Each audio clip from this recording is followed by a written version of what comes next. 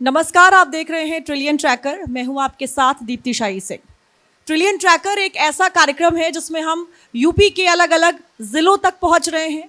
कैसे यूपी को $1 trillion economy बनाने का जो विजन रखा गया है, जो संकल्प लिया गया है, उसमें ये जो तमाम जिले हैं ये कैसे अपनी भूमिका निभा रहे हैं, इसी का विश्लेषण कर रहे हैं। आज अपने इसी पड़ाव पे हम आ गए हैं यूपी के जिले बलिया में। बलिया जो कहा जाता है कि बागियों की धरती है, और इन बागियों ने ही बहुत समय पहले क्रांति भी लेकर आए थे।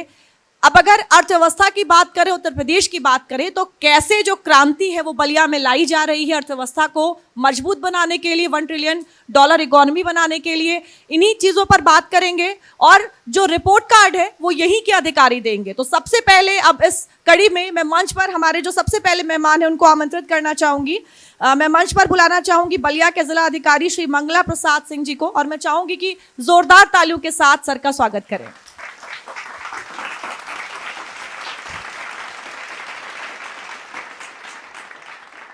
सर, मेरा सबसे पहला सवाल, यूपी को $1 ट्रिलियन इकोनॉमी बनाने का जो विजन है वो देखा गया है, रखा गया है, बलिया कैसे अपनी भूमिका निभा रहा है उसमें? नमस्कार। जनपद बलिया उत्तर प्रदेश के नॉर्थ ईस्टर्न कॉर्नर पर है और एक समृद्ध सांस्कृतिक विरासत रही है। सर्वविदित है कि यह ज़िला देश को आज़ाद कराने में सबसे आगे रहा है, और देश आज़ाद हुआ हमारा 1947 में, लेकिन उसके पहले ही हमारे यहाँ के वीर स्वतंत्रता संग्राम सेनानियों ने इस धारा को आज़ाद करा लिया था। इस धरती को नमन है।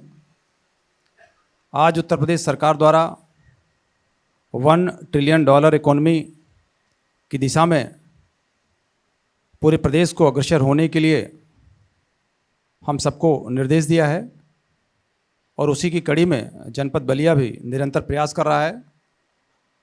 जनपद बलिया एक कृषि प्रधान क्षेत्र है। गंगा और घाघरा के दोआब क्षेत्र में यह बसा हुआ है, और कुछ समय पहले तक यहाँ भी कुछ इंडस्ट्रियल एरियाज़ जैसे कताई मिल, शुगर मिल वगैरह भी हुआ करती थी, बट आज उसको पुनः दूसरे रूप में संचालित करने के लिए हम सब संकल्पित हैं और आगे बढ़ रहे हैं। चूँकि कृषि प्रधान जिला है, तो कृषि क्षेत्र पर आधारित उद्योगों के माध्यम से जनपद बलिया भी उत्तर प्रदेश सरकार की $1 ट्रिलियन इकोनॉमी में अपना योगदान निरंतर देने का प्रयास कर रहा है। सर, बलिया जो है वो प्रशासनिक लिहाज से एक मुश्किल ज़िला है। बागी बलिया वाला तेवर भी कई बार एक बड़ी चुनौती बन जाता है। लंबे समय से बलिया में इंडस्ट्रियल एस्टेट की बात हो रही है, क्या इसको लेकर जो काम है वो आगे बढ़ा है? बिल्कुल बढ़ा है।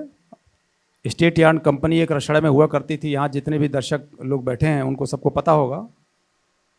वो कंपनी सरवाइव नहीं कर पाई, और उसके बाद इस पूरी लैंड को यूपी सीडा को दे दी गई है, और यूपी सीडा इसको डेवलप कर रहा है, और आने वाले समय में एक बड़ा इंडस्ट्रियल हब वहाँ बनेगा।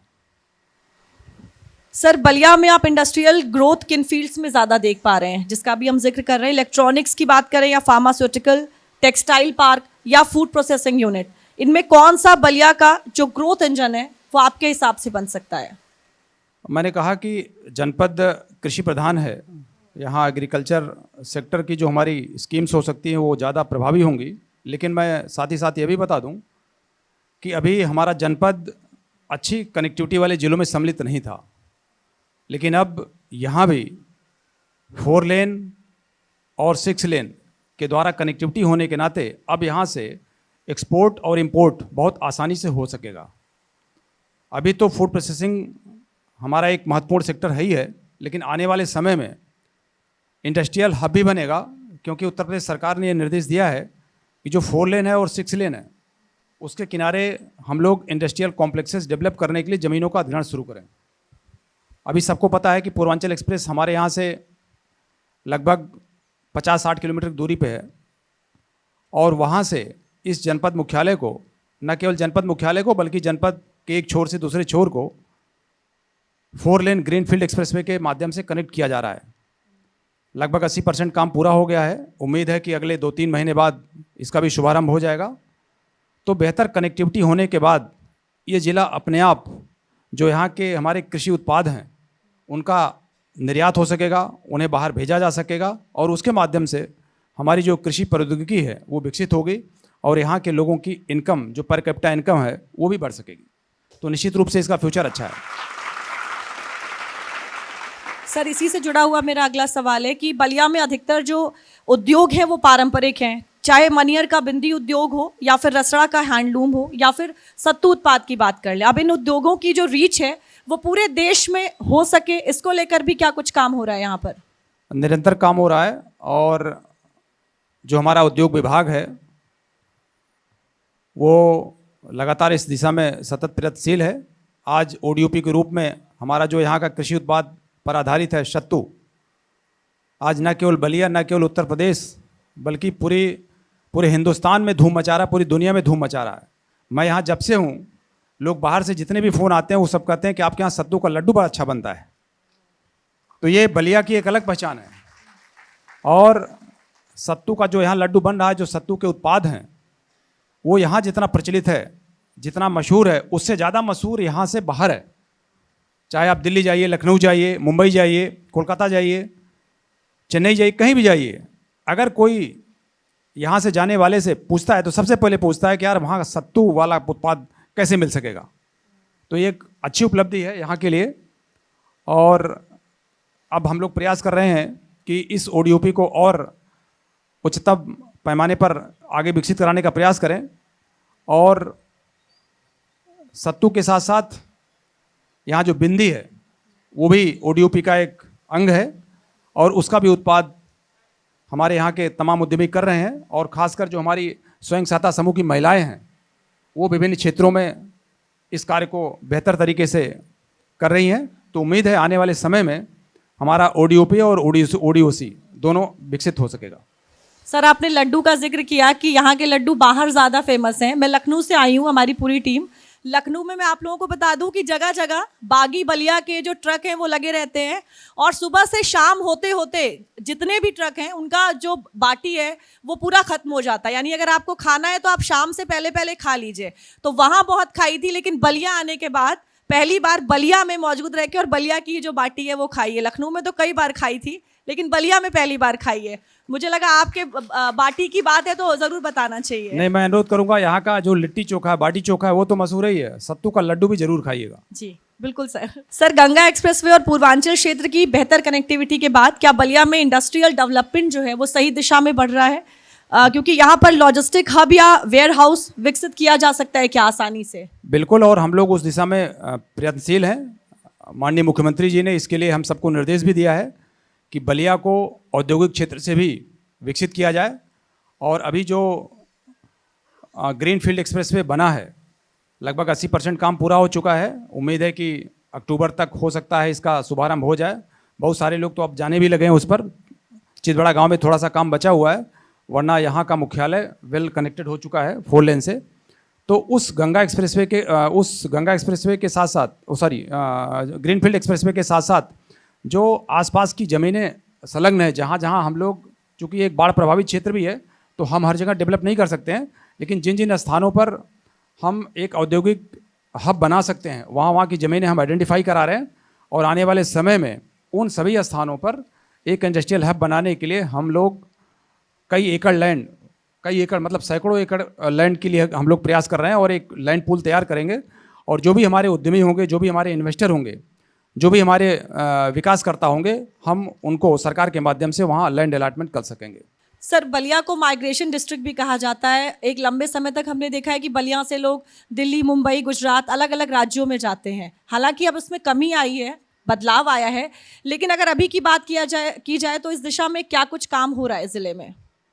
निस्संदेह, मैंने पहले ही बताया कि बलिया एक कृषि प्रधान जनपद है और कृषि प्रधान होने के नाते जिन लोगों को रोज़गार नहीं मिल पाता या जिनके पास खेती कम है, वो अपनी जीविकोपार्जन के लिए बाहर जाने का प्रयास करते हैं। अधिकांश लोग दिल्ली जाते हैं, मुंबई जाते हैं, गुजरात सूरत वगैरह जाते हैं, अहमदाबाद जाते हैं या फिर कोलकाता चले जाते हैं। इस माइग्रेशन को रोकने के लिए अब प्रदेश सरकार निरंतर प्रयत्न कर रही है, हम लोग लगातार प्रयास कर रहे हैं और उसके लिए रोजगार के अवसर हमें सृजित करने पड़ेंगे। इसीलिए इंडस्ट्रियल हब बनाने की ये कोशिश हम लोग कर रहे हैं। जब इंडस्ट्रियल हब बनेगा तो ज़्यादा से ज़्यादा लोगों को रोजगार मिलेगा और उससे प्रति व्यक्ति आय भी बढ़ सकेगी, और इसी दिशा में हम लोग आगे बढ़ रहे हैं। सर, मैंने शुरू में ही कहा था कि बलिया जो एक मुश्किल ज़िला है और एक ज़िलाधिकारी के तौर पर यहाँ पर होना भी एक मुश्किल ही काम है, क्योंकि बिहार से लगा हुआ ज़िला है बलिया। किस तरीके की जो चुनौतियाँ हैं वो यहाँ पर देखी जाती हैं, निपटते कैसे उन चीज़ों से? अब बलिया तो लोगों ने जितना कठिन बना दिया है उतना कठिन बेसिकली है नहीं। यहाँ की कुछ अपनी समस्याएं हैं। एक तो भूमि विवाद बहुत ज़्यादा है यहाँ, और पिछले 1 साल हो गया मुझे यहाँ, पिछले 1 साल से मैं लगातार प्रयास कर रहा हूँ कि इन जमीन संबंधी विवादों का निस्तारण अधिकतम संख्या पर जाके कराया जाए, और उसमें हमें बहुत कुछ सफलता भी मिली है, क्योंकि पिछले 1 साल में करीब 70,000 मुकदमों का निस्तारण हमने कराया है इस जनपद में। और ये मुकदमे 15, 20, 25 सालों से अनावश्यक रूप से चलाए जा रहे थे। यहाँ तक कि कोई आदमी बैनामा लिया 15 साल पहले और वो अपना दाखिल खारिज कराने के लिए, अभिलेखों में नाम दर्ज कराने के लिए परेशान रहता था। इस सिस्टम को गवर्नमेंट के स्तर से पहले ही आदेशित किया जा चुका था, बस उसका एग्जीक्यूशन हमें कराना था। ऑनरेबल हाई कोर्ट ने भी इस बारे में आदेश किया, शासनादेश भी किया है, बट उनका अक्षरशः जो धरातल पर जा करके उतारा नहीं जा सका था, तो उसको हमने उतारा और उसका लाभ मिला। और सारे अधिकारियों को मैंने अपने ऑफिसेज में बैठने के लिए कहा। जन सुनवाई कम से कम 2 से 3 घंटे हर अधिकारी यहाँ बैठता है पूरे जनपद में। मैं और एसपी साहब या हमारे जितने भी जनपद स्तरीय अधिकारी वो भी कम से कम 3 से 4 घंटे बैठते हैं। 10 बजे, 10:15 बजे तक बैठते हैं, तो 2, ढाई, 3 भी बज जाता है कभी कभी। और उनकी सारी समस्याओं का निस्तारण हम लोग करने का प्रयास करते हैं। वो हमारे लिए सर्वोच्च प्राथमिकता का विषय होता है। जो यहाँ की समस्याएं हैं वो समस्याएं भूमि विवाद के साथ साथ जो दूसरी बड़ी समस्या यहाँ पेयजल की है। यहाँ का जो पानी है हार्ड वाटर है, आर्सेनिक बहुत ज़्यादा है, उसकी वजह से जलजनित बीमारियाँ होने के चांसेस बहुत ज़्यादा हैं यहाँ। इसीलिए लोग परेशान भी रहते हैं। दोआब का, गंगा का, घाघरा का किनारे का जो क्षेत्र है वहाँ अभी भी पेयजल उपलब्ध नहीं हो पाया, और इसके लिए उत्तर प्रदेश सरकार ने 3 महत्वपूर्ण स्कीम्स लॉन्च किया। एक हनुमानगंज, एक बेलारी और एक मनियर। ये 3 स्कीम चल रही हैं। 2 स्कीम्स हमारी लगभग 70 से 75% पूरी हो चुकी हैं, और एक स्कीम लगभग 60% पूरी हुई है। उम्मीद है कि इस जनपद में 2027 के अंत तक सभी घरों को शुद्ध पेयजल मिलना प्रारंभ हो जाएगा, और ये बहुत बड़ी उपलब्धि होगी, क्योंकि जिस परिवार को शुद्ध पेयजल मिलने लगता है आधी बीमारी तो अपने आप दूर हो जाती है। क्योंकि आज की डेट में शुद्ध पानी मिलना बहुत मुश्किल काम हो गया है, और उत्तर प्रदेश सरकार इसको प्राथमिकता के तौर पर खासकर जनपद बलिया के लिए कर रही है। जल जीवन मिशन के अंतर्गत भारत सरकार द्वारा ये स्कीम लॉन्च की गई है, और हम लोग निरंतर प्रयास कर रहे हैं। हमारी पूरी टीम जल निगम की लगी हुई है, और मैं लोगों को इस मंच के माध्यम से बताना चाहूँगा कि हमारी जो तीनों स्कीम्स हैं जिससे हमारे पूरे जनपद के सारे गांव कवर हो रहे हैं, पूरी उम्मीद है कि दिसंबर 2027 तक ये पूरा जनपद शुद्ध पेयजल प्राप्त करने वाला जनपद बन जाएगा। और लोगों को जो प्रयास करना पड़ता है हैंडपंप के लिए, बाहर जाने के लिए, बारिश में खासकर जो हमारी माताएं बहनें हैं, बेटियां हैं, उनको जो अनावश्यक परेशानी होती है वो सब दूर हो जाएगी। घर में बैठे बैठे बाथरूम में या किचन में उन्हें टोटी खोला शहरों की तरह, और उन्हें पानी मिलना शुरू हो जाएगा, और वो पानी शुद्ध पेयजल होगा, ट्रीटेड वाटर होगा। सर, रसड़ा हो, बेलथरा रोड हो या फिर सिकंदरपुर, बासडी, बोरिया, इन सभी की विकास की ज़रूरतें अलग अलग हैं। 1 डिस्ट्रिक्ट 1 प्लान यहाँ पर अभी लागू नहीं होता। क्या अब रीजन डेवलपमेंट मॉडल पर भी जो काम है वो हो रहा है? देखिए, पूरा जिला हमारा काफ़ी बड़ा है, लगभग 2900 स्क्वायर किलोमीटर में फैला हुआ है, और 2 नदियाँ बहती हैं जो बड़ी नदियाँ। वैसे नदियाँ तो हमारे यहाँ 4 नदियाँ हैं, लेकिन 2 नदियाँ बड़ी हैं, एक गंगा है, एक घाघरा है, और इन दोनों नदियों की वजह से बाढ़ बह आती है। खासकर जो हमारा बैरिया का क्षेत्र है, जो हमारे बलिया सदर तहसील का कुछ क्षेत्र आता है उसमें, और कुछ बांसडी का क्षेत्र आता है। ये हमारे क्षेत्र ऐसे हैं जहाँ हर साल बाढ़ आती है, नदियों की वजह से कटान भी होता है, तो वहाँ की क्षेत्र की समस्याएं अलग हैं। लेकिन रसड़ा का क्षेत्र है हमारा जो नगरा का क्षेत्र है, हमारा जो बेलथरा प्रॉपर का क्षेत्र है, वो थोड़ा अलग है, वहाँ इस तरह की समस्याएं नहीं हैं। तो नो डाउट कुछ समस्याएं हर क्षेत्र की अलग अलग होती हैं और उन सारी समस्याओं को हम लोगों ने आइडेंटिफाई भी किया है और हम लोगों की कोशिश है कि जहाँ जिन क्षेत्रों की समस्याएं हैं उन क्षेत्र की समस्याओं को हम लोग अलग अलग ढंग से उसका एनालिसिस करें और सरकार के संज्ञान में लाकर उसका निस्तारण भी करें।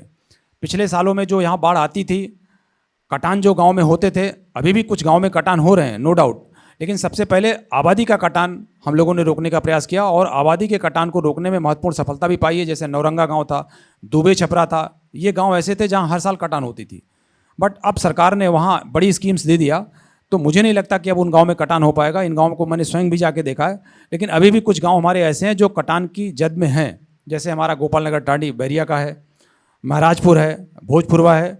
इन दो गाँवों में, भोजपुरवा और महाराजपुर में, तो हमारा जो कृषि लैंड है वहाँ कटान हो रहा है और गोपाल नगर टांडी में मकान भी हमारे कटान में गए हैं। हम लोग कोशिश भी कर रहे हैं कि सरकार की तरफ से जो अनमन्य सहायता राशि है, जो हम लोग कर सकते हैं, मैक्सिमम प्रयास उनके लिए करें, लेकिन वहाँ की समस्याएं अलग हैं और वहाँ की समस्याओं को ध्यान में रखते हुए जो हमारा सिंचाई खंड है, सिंचाई बाढ़ खंड है, वहाँ के लिए अलग प्रोजेक्ट तैयार कर रहा है। साथ ही साथ जो हमारा रसड़ा का है क्षेत्र, नगरा का क्षेत्र है, वहाँ अब आज तो 4 लेन भी बन रहा है। पूरा पूर्वांचल एक्सप्रेसवे से लेकर के रसड़ा नगरा होते हुए और तुर्तीपार तक जो बेलथरा में पड़ता है, वहाँ तक 4 लेन बन रहा है। तो वहाँ की समस्याएं और जो हमारा बाढ़ क्षेत्र वाली समस्याएं वहाँ अलग की जा रही हैं। अब एक तीसरा क्षेत्र जो हमारा ग्रीन फील्ड 4 लेन एक्सप्रेसवे बना है, वहाँ हम लोग कोशिश ये कर रहे हैं कि आने वाले क्षेत्रों में हम लोग औद्योगिक क्षेत्र को वहाँ विकसित कर सकें। तो अलग अलग क्षेत्रों की अलग अलग प्रॉब्लम्स हैं और उन अलग अलग प्रॉब्लम्स को सॉर्ट आउट करके हम लोग अलग अलग तरह से निदान करने का भी प्रयास कर रहे हैं। सर, कहा जाता है कि बलिया के लोग जो हैं काफ़ी शिक्षित हैं, लेकिन ये शिक्षा लेने के लिए लोगों को बाहर जाना पड़ता है, यानी एक बड़ा जो पलायन है वो शिक्षा के क्षेत्र में भी है। हालांकि बदलाव आया है, रुका है। अगर बलिया की अभी स्थिति की बात करी जाए तो क्वालिटी एजुकेशन के लिए क्या काम किया जा रहा है सर? नहीं, बलिया में तो अब एक विश्वविद्यालय भी स्थापित हो गया है, जननायक चंद्रशेखर विश्वविद्यालय भी स्थापित हो गया है। ये विश्वविद्यालय यूपी के बहुत कम जिलों में है। डिग्री कॉलेजेस भी है, इंटर कॉलेजेस भी हैं और प्रत्येक गांव में एक एक परिषदीय प्राथमिक विद्यालय भी है। निजी क्षेत्रों में कॉन्वेंट विद्यालय भी खुले गए हैं। तो शिक्षा के क्षेत्र में इतना खराब तो नहीं मैं कहूँगा, जिला काफ़ी विकसित है, आगे है। हाँ, जो 2011 की जो साक्षरता दर थी निश्चित रूप से चौंकाने वाली थी। वो उस समय लगभग 71% की साक्षरता दर 2011 में रही है, लेकिन अब तब से काफ़ी अंतर आ चुका है, काफ़ी सुधार भी हुआ है शिक्षा के क्षेत्र में। तब विश्वविद्यालय नहीं हुआ करता, तब विश्वविद्यालय भी हो गया है। डिग्री कॉलेजेस भी उतने नहीं थे। निजी क्षेत्र में जो हमारे कॉन्वेंट स्कूल थे वो भी नहीं थे। परिषदीय विद्यालयों की स्थिति बहुत अच्छी नहीं हुआ करती थी। अब तो हमारे हर गांव में पंचायतों ने और बेसिक शिक्षा विभाग ने परिषदीय विद्यालयों को बहुत ही अच्छा ऑपरेशन कायाकल्प के तहत बनाया हुआ है। तो शिक्षा के क्षेत्र में यह जनपद भी निरंतर आगे बढ़ रहा है। जो बाहर माइग्रेटेड पॉपुलेशन है उसके जाने का एक बड़ा कारण रोजगार है, शिक्षा नहीं है। शिक्षा के क्षेत्र में लोग हैं, यहाँ शिक्षा प्राप्त भी कर रहे हैं, लेकिन अब कुछ लोग मेडिकल कॉलेज में जाना चाहते हैं, कुछ लोग इंजीनियरिंग कॉलेज में जाना चाहते हैं। तो मेडिकल कॉलेज और इंजीनियरिंग कॉलेज यहाँ अभी तक नहीं है, ये सही है। लेकिन मैं सभी को बताना चाहूँगा कि अब कुछ ही दिनों में आपके जनपद में भी मेडिकल कॉलेज का शिलान्यास होने जा रहा है। पूरी तैयारियाँ हो चुकी हैं और इस जनपद में मेडिकल कॉलेज अभी तक नहीं था, लेकिन माननीय मुख्यमंत्री जी ने इस जनपद को भी एक मेडिकल कॉलेज दे दिया है और बस कुछ ही दिनों में हम लोगों ने पूरी तैयारियां कर ली हैं, विभाग ने पूरी तैयारियां कर ली हैं और शायद हो सकता है इसी महीने में या कुछ ही दिनों में मेडिकल कॉलेज का शिलान्यास होगा और आपके जनपद में भी एक मेडिकल कॉलेज होगा। तो शिक्षा के क्षेत्र में भी ये जनपद पूर्व से भी और अभी भी और आने वाले समय में भी अग्रसर रहेगा। सर, मेरा जो अगला सवाल है वो भी एजुकेशन से ही जुड़ा हुआ है। ज़िले के सरकारी स्कूलों में नामांकन तो बढ़ा है, लेकिन पढ़ाई का जो क्वालिटी चेक है वो कैसे रखा जा रहा है? क्या कोई आउटकम लर्निंग मॉडल भी है यहाँ पर? बिल्कुल, मैं बता दूं, करीब 2300 प्राथमिक विद्यालय हैं, कंपोजिट विद्यालय, परिषदीय विद्यालय। और आज की डेट में आप जिन भी हमारे प्राथमिक विद्यालयों को या कोई भी व्यक्ति चेक करता होगा, हमारे गाँव के तमाम लोग बैठे हुए हैं, वो आजकल ऑपरेशन कायाकल्प के तहत बढ़िया रंग रोगन, बढ़िया पेंटिंग, फर्नीचर और यहाँ तक कि बहुत सारे स्कूल्स में अब स्मार्ट क्लासेस भी प्रारंभ कर दिए गए हैं। और अब बहुत पहले हुआ करता था जब हमारे प्राथमिक विद्यालय में जो कार्यरत शिक्षक हुआ करते थे वो उतने अच्छे नहीं हुआ करते थे जितने हमारे निजी विद्यालयों में हुआ करते थे। लेकिन अब स्थितियाँ पलट गई हैं। अब हमारे निजी विद्यालय में जो हमारे शिक्षक तैनात हैं, अनुदेशक तैनात है, उनको एक हैंडसम अमाउंट सैलरी के रूप में मिल रहा है, उत्तर प्रदेश सरकार दे रही है। साथ ही साथ अब वो पहले की तरह ज़मीन पे नहीं बैठते हैं, अब उनके लिए बाकायदे फर्नीचर अच्छी चेयर्स हैं, अच्छी टेबल्स हैं, विद्यालयों में बिजली की सुविधा है, पंखे की सुविधा है, स्मार्ट क्लासेस टेलीविज़न और वाईफाई के माध्यम से चलाए जा रहे हैं, और एस्ट्रोनॉमी लैब भी हम लोग बनाने का प्रयास कर रहे हैं। और क्वालिटी चेक की जहाँ तक बात है तो इसके लिए निपुण अभियान चलाया जा रहा है, और उसके माध्यम से हमारे ज़्यादातर बच्चे निपुण हो सकें लिखने पढ़ने में और अपनी उम्र के हिसाब से योग्यता धारण करने में। तो क्वालिटी चेक भी हम लोग समय समय पर करा रहे हैं, और परिषदीय विद्यालयों में अच्छी पठन पाठन की सुविधा वर्तमान में उपलब्ध है। सर, गंगा और घाघरा बलिया को उपजाऊ भी बनाती है, लेकिन परेशानियां भी खूब लेकर आती हैं। गंगा और घाघरा के उफान में जल भराव की जो दिक्कतें हैं वो भी हर साल देखने को मिलती हैं। ऐतिहासिक जिला है, ड्रेनेज सिस्टम पुराना है। अब क्या मास्टर ड्रेनेज प्लान पर भी काम हो रहा है इस जिले में? मैंने आपको पहले ही बताया, चूँकि नदियाँ हैं, नदियाँ प्राकृतिक रूप से अपना कोर्स चेंज करती हैं। जैसे आज की डेट में मैं बताऊं, जहां भोजपुरवा से जो लोग परिचित होंगे, भोजपुरवा में कटान क्यों हो रहा है, ये नदी ने धीरे धीरे अपना कोर्स चेंज किया। 25 साल पहले जहां नदी थी, 25 साल से अब तक लगभग 4 से 5 किलोमीटर की लंबाई में वो अपना कोर्स चेंज कर चुकी है। एक पानी की टंकी थी, वो भी लगभग नदी की किनारे, नदी की धारा में आ रही है। एक हमारा स्कूल था, वो भी नदी की धारा में आ रहा है। तो नदियों के प्राकृतिक रूप से कोर्स चेंज करने की वजह से ये समस्या होती है। लेकिन मैं दूसरी बात बता दूं, जो शायद बहुत सारे लोगों ने ध्यान नहीं दिया होगा, गंगा और घाघरा के किनारे पूरे जनपद में तटबंध बने हैं, और इसीलिए तटबंध और नदी के बीच के जो गांव हैं, प्रभावित वही गांव होते हैं। तटबंध के बाद वाले, जो तटबंध के उस पार के गांव, वो कभी प्रभावित नहीं होंगे, क्योंकि विभाग ने HFL को देखते हुए, हाई फ्लड लेवल को देखते हुए तटबंध का निर्माण किया है। तो हमारे पूरे जनपद के वासियों को डरने की इससे बिल्कुल ज़रूरत नहीं है। बाढ़ के दौरान जब गंगा का या घाघरा का जलस्तर बढ़ता है तो जो तटबंध और नदी के बीच वाले गांव हैं वो प्रभावित होते हैं। और अब सिंचाई विभाग के माध्यम से हम लोग ये भी प्रयास कर रहे हैं कि आबादी कम से कम प्रभावित हो। जो हमारा एग्रीकल्चर लैंड है, वहाँ पानी अगर आता भी है तो पानी ड्रेन हो जाता है थोड़े समय बाद, लेकिन आबादी प्रभावित न हो। और अगर आबादी के अंदर आए भी तो पानी वो धीरे धीरे हम लोग कैसे उसको ड्रेन करा सकते हैं, उस पर भी हम काम कर रहे हैं। यद्यपि काम काफ़ी बड़ा है और इस पर हमें काफ़ी काम करने की आवश्यकता भी है। इसके लिए बहुत सारे गांव के प्रोजेक्ट्स बने भी हैं, वो धीरे धीरे स्वीकृत भी हो रहे हैं, सिंचाई विभाग काम भी करा रहा है। क्योंकि प्राकृतिक रूप से काफ़ी बड़ा जिला है ये, और 2 नदियों की वजह से क्षेत्र काफ़ी लंबा है, तो थोड़ी कठिनाइयाँ भी आती हैं और कठिनाइयाँ देखने को भी मिलती हैं। लेकिन इससे चिंतित होने की आवश्यकता नहीं है, लगातार प्रयास भी किया जा रहा है इसके लिए। सर, इको टूरिज्म पे सरकार का काफ़ी जोर है। अब अगर बलिया की बात करें तो यहाँ पर भी क्या इको टूरिज्म को लेकर कोई स्कोप है या उसको लेकर कुछ काम हो रहा है? बिल्कुल है, और इस पे काम भी चल रहा है। और टूरिज़्म के लिहाज से अगर देखा जाए तो यहाँ महर्षि भृगु आश्रम है, जिसका अभी उत्तर प्रदेश सरकार ने कॉरिडोर की स्थापना के लिए बजट भी सैंक्शन किया हुआ है। कार्यदायी संस्थाओं ने अपना काम भी प्रारंभ करने के लिए प्रारंभ कर दिया है अपना कार्य। महर्षि भृगु आश्रम के नाम से ये जिला जाना जाता है। एक कॉरिडोर वहाँ डेवलप हो रहा है। सुरहा ताल है, वन विभाग इसको विकसित कर रहा है। और अभी सबको जानकारी में होगा कि भारत सरकार ने सुरहा ताल को सवी रामसर साइट घोषित किया है। ये एक बहुत महत्वपूर्ण उपलब्धि है। पूरे हिंदुस्तान में ये सवी रामसर साइट घोषित की गई है। सुरहा ताल भी है, साथ ही साथ बाबा बालेश्वर नाथ का मंदिर है, बहुत बड़ा धार्मिक स्थल है। लोग आते हैं हजारों की संख्या में, यहाँ दर्शन पूजन करते हैं। हमारे जनपद में कई मठ हैं जहाँ लोग जाते हैं। तो टूरिज़्म के लिहाज से भी ये जनपद अच्छा है, विकसित है। और उसे कैसे और विकसित किया जाए और धार्मिक पर्यटन स्थल के रूप में कैसे विकसित किया जाए, इस पर लगातार हम लोग काम कर रहे हैं।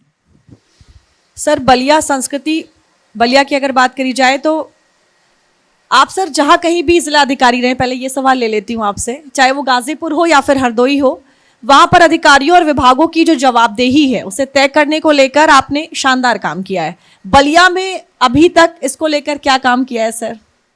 अब ये तो लोग बताएंगे, लेकिन हमारा प्रयास यही रहता है कि जो भारत सरकार और उत्तर प्रदेश सरकार की जो कल्याणकारी योजनाएं हैं उनका क्रियान्वयन गरीब आदमी तक हो सके, जो पात्र व्यक्ति है वो उसे वंचित न रहे।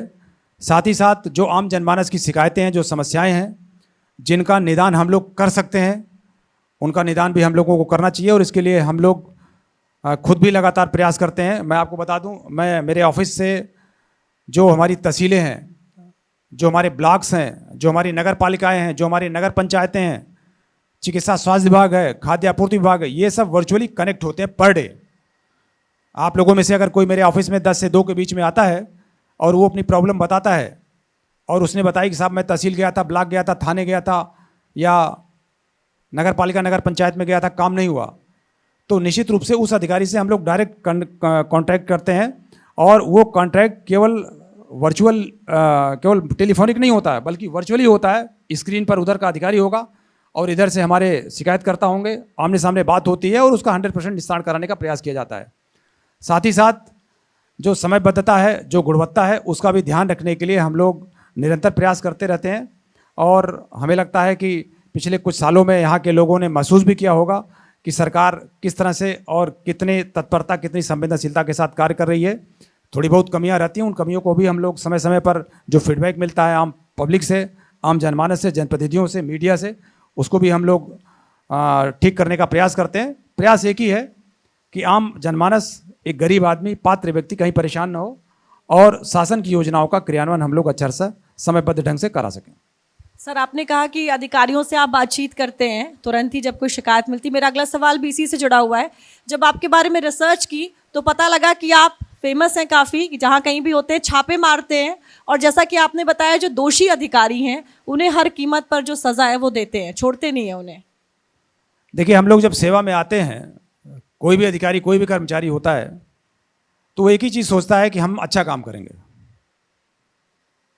और बहुत सारे लोग अच्छा काम करते भी हैं, तभी सिस्टम चल रहा है। कुछ एक लोग होते हैं जो शायद दिग्भ्रमित हो जाते हैं या जाने अनजाने जैसे भी गलतियां कर जाते हैं। मेरा अपना मानना है कि जब कोई समस्या आए, समस्याएं आती हैं, पर डे आती हैं, हर दिन आती हैं, जब कभी भी समस्या आए और हमें कोई निदान न दिखे तो मैं अपने अधिकारियों को भी बोलता हूँ और स्वयं पे भी लागू करता हूँ कि आँख मूंद लीजिए और उससे एक गरीब आदमी, जो सबसे गरीब आदमी, निर्धनतम व्यक्ति आपके सामने कभी पड़ा हो, उसके मन में, उसके बारे में अपने मन में चिंता करिए, रिजल्ट अपने आप निकल आएगा। जानबूझ करके कभी गलती मत करिए, बाकी तो हम इंसान हैं, गलतियां तो हमसे भी होती हैं, लेकिन जानबूझ करके गलती मत करिए, रिजल्ट और रास्ता अपने आप निकल आएगा। सर, गाजीपुर में आपकी पहचान माफिया के खिलाफ कार्रवाई से बनी, जबकि अगर हरदोई की बात करें तो इंफ्रास्ट्रक्चर और प्रशासनिक दक्षता पर काम हुआ। अब बलिया में क्या खास कर रहे हैं आप? बलिया में सबसे पहला मेरा मोटो है लैंड डिस्प्यूट को कम करना, जमीन संबंधी विवादों को कम करना। जो अनावश्यक मुकदमे चल रहे थे, जिससे हमारी आम पब्लिक झेल रही थी, जूझ रही थी, उसको कम करना, इनकी समस्याओं को कम करना। दूसरा, जो पेयजल अभी तक नहीं मिल पाया है इन लोगों को, जल निगम के माध्यम से इनको कम से कम समय में उस प्रोजेक्ट का क्रियान्वयन करा करके इन्हें पेयजल दिलाना। सर, जब आप हरदोई में डीएम थे तो गंगा एक्सप्रेसवे के लिए रिकॉर्ड समय में जो जमीन अधिग्रहण है वो हुआ था और करीब 3 महीने में 92% जमीन का बैनामा भी हो गया था। हरदोई में आपके समय में काफ़ी निवेश आया था। अब बलिया में निवेश अगर तेज़ी से आए, उसके लिए क्या प्लान है सर? निवेश के लिए सबसे जरूरी होता है शांति और ज़मीन की उपलब्धता, क्योंकि ज़मीन की उपलब्धता रहेगी तभी कोई इन्वेस्टर आएगा, उसे लैंड चाहिए होता है। इसके लिए हम लोग लैंड पूल भी बना रहे, बट यहाँ एक ही समस्या है कि 4 नदियाँ हैं और 2 नदियाँ अपना मेजर एरिया कवर किए हुए हैं और बाढ़ प्रभावित जिला है, तो उसकी वजह से हमारे पास बहुत लिमिटेड एरिया है जहाँ हम ये सब काम कर सकते हैं। बट हम लोग इस काम को भी कर रहे हैं और आज की डेट में उत्तर प्रदेश सरकार की ओर से हर जिले में, न केवल बलिया बल्कि हर जिले में इस कार्य को ज़्यादा से ज़्यादा बढ़ाने के लिए प्रयास किया जा रहा है। जैसे आपने हरदोई का नाम लिया, तो हरदोई में गंगा एक्सप्रेसवे पूरे उत्तर प्रदेश में सर्वाधिक 99 किलोमीटर का स्ट्रेच है वहाँ, और वहाँ 2 जगह इंडस्ट्रियल कॉरिडोर डेवलप किया जाना था, एक सवाईजपुर में, एक बिलग्राम में। सवाईजपुर में मैंने अपने टाइम में, रिकॉर्ड टाइम में ज़मीनों की उपलब्धता सुनिश्चित कराई और इसके लिए उत्तर प्रदेश सरकार की ओर से मुझे प्रशंसित भी किया गया, पुरस्कृत भी किया गया। प्रयास हमारा यहाँ भी है, जैसे ग्रीनफील्ड एक्सप्रेसवे बन रहा है। आज की डेट में ये लोग समस्या नहीं बताते हैं, बल्कि मैं इनसे समस्या पूछता हूँ कि आप बताओ क्या समस्या है।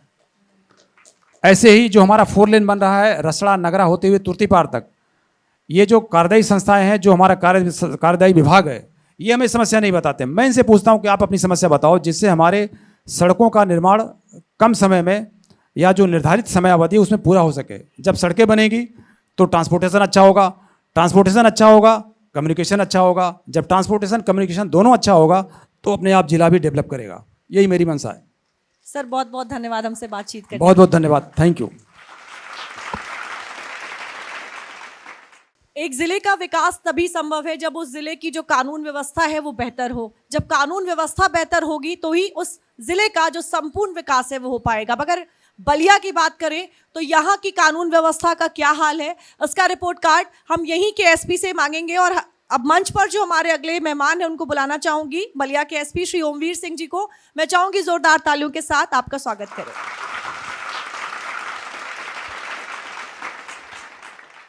सर, आपके जिले में एक नारा बहुत चलता है, आंदोलन की धरती, वीरों का देश, बागी बलिया उत्तर प्रदेश। ये बागी बलिया जो है अंग्रेजों के समय तो शान था, अब आजाद भारत की अगर बात करें तो कानून व्यवस्था के लिए कितनी बड़ी चुनौती है सर? ये बागी बलिया जो नाम है वो यहाँ की ऐतिहासिक पहचान से जुड़ा हुआ है, क्योंकि देश आज़ाद हुआ था 1947 में, लेकिन बलिया ने आज़ादी ले ली थी 1942 में। ये निश्चित रूप से हम भी जब लोगों से बात करते हैं तो यही कहते हैं कि वो दौर था जब अंग्रेज़ों के खिलाफ बगावत थी, लेकिन अब तो जो शासन और प्रशासनिक व्यवस्था है वो आप ही के भाई बंधुओं के हाथ में है। तो इस सिंड्रोम से थोड़ा बाहर आएँ। सांस्कृतिक पहचान के लिए अच्छा है और नारे के रूप में अच्छा है, लेकिन मनोवैज्ञानिक स्तर पे अब इससे बदलना चाहिए और अब केवल और केवल बाकी जो 74 जनपद हैं उसी तरह से बलिया की भी बात हो। प्रयास कर रहे हैं, हो सकता है, लेकिन ये इसकी सांस्कृतिक पहचान है, इसलिए यहाँ के लोग के लिए वो रहेगी और रहनी भी चाहिए। सर, बलिया की जो पहचान है कभी राजनीतिक आंदोलनों की रही है, लेकिन आज अपराध में अगर जिले की बात करें तो सबसे बड़ी चुनौती क्या है? अगर पूर्वांचल के परिप्रेक्ष्य में बात करें तो मैं कह सकता हूं कि अगर आसपास के जनपदों पर नज़र डालें तो कई बार इस तरह के आरोप लगते रहे हैं कि वहाँ माफिया राज रहा है, लेकिन बलिया पे कभी ऐसा आरोप नहीं लगा है। बलिया में कोई जानकार माफिया अभी तक नहीं पनपा है। तो ये यहाँ के लोगों की जो मेरे ख्याल में सोच है उसका भी परिचायक है। हाँ, अपराध हैं, अपराध के विभिन्न आयाम हैं और उनके कारण आपराधिक अगर दृष्टि से बात करें तो इतना खराब बलिया नहीं है जितना प्रचारित किया जाता है। यहाँ कोई माफिया नहीं है, छोटे मोटे अपराध हैं जिन्हें समय समय पर इस जनता जनार्दन के माध्यम से उनका सबका समाधान निकल आता है। और कोई ऐसा अपराध विगत अगर 1 दशक की बात करूं तो कोई ऐसा अपराध नहीं है जो जिसे ये कहें कि बहुत सनसनीखेज या जिसके कारण बलिया का कोई नाम खराब हुआ हो। सर, बलिया पुलिसिंग के मामले में यूपी के सबसे मुश्किल जिलों में से एक है, क्योंकि बिहार बॉर्डर जो है वो बिल्कुल नज़दीक है। अपराधियों के लिए सेफ एस्केप रूट भी बनता है। इस खतरे की रोकथाम को कैसे कर रहे हैं? बॉर्डर जनपद है और क्योंकि 2 नदियां जो मुख्य नदी हैं दोनों बिहार और उत्तर प्रदेश का डिमार्केशन करती हैं। ज़्यादा दिक्कत थोड़ा सा जो दोनों स्टेट की जो पॉलिसीज़ हैं उसको लेकर थोड़ा सा यहाँ पे, क्योंकि बिहार की जो शराब पॉलिसी है वो और उत्तर प्रदेश की अलग अलग है। वहाँ शराबबंदी है, उत्तर प्रदेश में शराबबंदी नहीं है। इसी तरह से गो हत्या और गोवंश के बारे में स्पेशल एक्ट है उत्तर प्रदेश में जो बिहार और बंगाल में नहीं है। इसके कारण यहाँ थोड़ी सी दिक्कत बनी रहती है कि उस अपराध में लोग जो भटके हुए युवक हैं वो लिप्त होने का प्रयास करते हैं, जिसमें थोड़ा सा उन्हें आर्थिक संसाधन ज़्यादा मिल जाते हैं। लेकिन उसकी रोकथाम के लिए हम लोग लगे हुए हैं और प्रयास यही रहता है कि उसको हर स्तर पे रोका जाए और अपने यहाँ के जो युवक इस दिशा में थोड़े भटके हुए लग जाते हैं उन्हें भी रोका जाए। इसके लिए समय समय पे स्थानीय स्तर पे गांव तहसील पे जाके परिजनों से भी विचार गोष्ठी करते हैं कि भाई अपने बच्चों को थोड़ा सा लाइन पे लाइए, क्योंकि उसमें टीनेजर्स का दुरुपयोग जो शातिर किस्म के अपराधी हैं वो करने का प्रयास करते हैं। सर एक समय अगर बलिया की बात करें तो वाहन चोरी के जो बड़े रैकेट हैं वो सक्रिय थे, गाड़ी यहाँ से चुराई और बिहार ले जाते थे। इसी साल जुलाई में आप लोगों ने बड़े वाहन चोरी गैंग का पर्दाफाश किया है। वाहन चोरी क्या संगठित अपराध बन गया है बलिया में? वाहन चोरी संगठित अपराध तो मैं नहीं कहूँगा, लेकिन जो पहली समस्या मैंने बताई है उससे रिलेटेड ये समस्या है, क्योंकि कुछ लोग यहाँ के शराब तस्करी में लगे हुए हैं। जाहिर सी बात है, जब कोई व्यक्ति या अपराधी गलत रास्ता चुनता है तो उसके लिए वो इलेजिटिमेट मीन्स ऑफ ट्रांसपोर्ट का प्रयास करता है, और सबसे बेहतर है प्रयास करता है अगर उसका मौका लग जाए, कोई चोरी कर ले मोटरसाइकिल और उसके माध्यम से अपना जो भी उसे कंसाइनमेंट ले जाना ले जाए। और अक्सर ये पाया गया है जो मोटरसाइकिल यहाँ से चोरी हो जाती हैं, यहाँ तक कि 4 व्हीलर भी कालांतर में इस तरह के उदाहरण हैं, लेकिन वो बिहार में लावारिस स्थिति में भी मिले हैं। लेकिन जो गैंग केवल और केवल धन कमाने के उद्देश्य से चोरी करते हैं, उस पर हमारी टीम की नज़र लगातार रहती है। ये तो एक है, बाकी सैकड़ों मोटरसाइकिल की रिकवरी पिछले 1.5 साल में हम लोगों ने की है, और कई गैंग इसमें बस्ट भी किए हैं जो इंटर डिस्ट्रिक्ट और इंटर स्टेट भी थे, तो रोकथाम का पूरा प्रयास भी करते हैं। सर बलिया का दियारा क्षेत्र यानी गंगा और घाघरा के किनारे के जो इलाके हैं वहाँ पर पुलिसिंग हमेशा चुनौतीपूर्ण रही है। क्या आज भी कुछ ऐसे इलाके हैं जहां अपराधियों को भौगोलिक स्थिति का जो फायदा है वो मिल जाता है? ये सही है कि करीब 180 या 190 किलोमीटर का क्षेत्र है, अगर गंगा और घाघरा दोनों का मिलाया जाए, जो दियारा क्षेत्र है वहाँ पे जैसे इस समय बारिश का मौसम है, जो क्षेत्र गर्मियों में नो मैंस लैंड के रूप में बन जाते हैं, कुछ जगह यहाँ ऐसी भी हैं, विशेष रूप से मनियर थाना क्षेत्र और रेवती में, जो टापू टाइप बन जाते हैं, वहाँ जाने में मुश्किल होती है। वहाँ एक अपराध जो उस दौरान थोड़ा सा करने का प्रयास करते हैं, वहाँ देशी शराब बनाने का प्रयास करते हैं, क्योंकि वहाँ बॉर्डर इशू भी रहता है। बिहार वाले सोचते हैं कि यूपी में, यूपी वाले सोचते हैं बिहार में है, लेकिन उसमें दोनों ही स्टेट की टीम संयुक्त रूप से भी, एक्साइज विभाग भी उसमें निरंतर काम करता रहता है, क्योंकि इल्लिसिट या इल्लीगल लिकर का किसी भी तरह से ना तो निष्कर्षण हो, ना ही वो किसी भी तरह से प्रचलन में आए, इसका प्रयास। तो वहाँ निश्चित रूप से हमें हर तरह से थोड़ा सजग रहना पड़ता है, और कई बार हम लोगों को नाव के माध्यम से भी पेट्रोलिंग उस इलाके में कराते हैं, क्योंकि जैसा मैंने बताया शराब तस्करी कई बार सड़क माध्यम से वो नहीं कर पाते हैं, क्योंकि गिने चुने मार्ग हैं। कोशिश करते हैं नाव से, तो उसमें हम लोग यहाँ से प्रस्ताव भी गया है जल पुलिस का, लेकिन वर्तमान में हम लोग अपनी स्थानीय स्तर पर नाव को लेके कराते हैं, उसे कोशिश करते हैं। सर बैरिया, रेवती, उम्भाव, रसड़ा और बासडी जैसे जो इलाके हैं, इनमें भूमि विवाद कई बार खूनी संघर्ष में बदल जाते हैं। पहला सवाल तो ये कि ऐसे विवाद पुलिसिंग के लिए कितने मुश्किल भरे होते हैं, और दूसरा सवाल कि क्या पुलिस के पास ऐसे कोई हॉटस्पॉट हैं जिनकी अलग जो निगरानी की व्यवस्था है वो की गई है?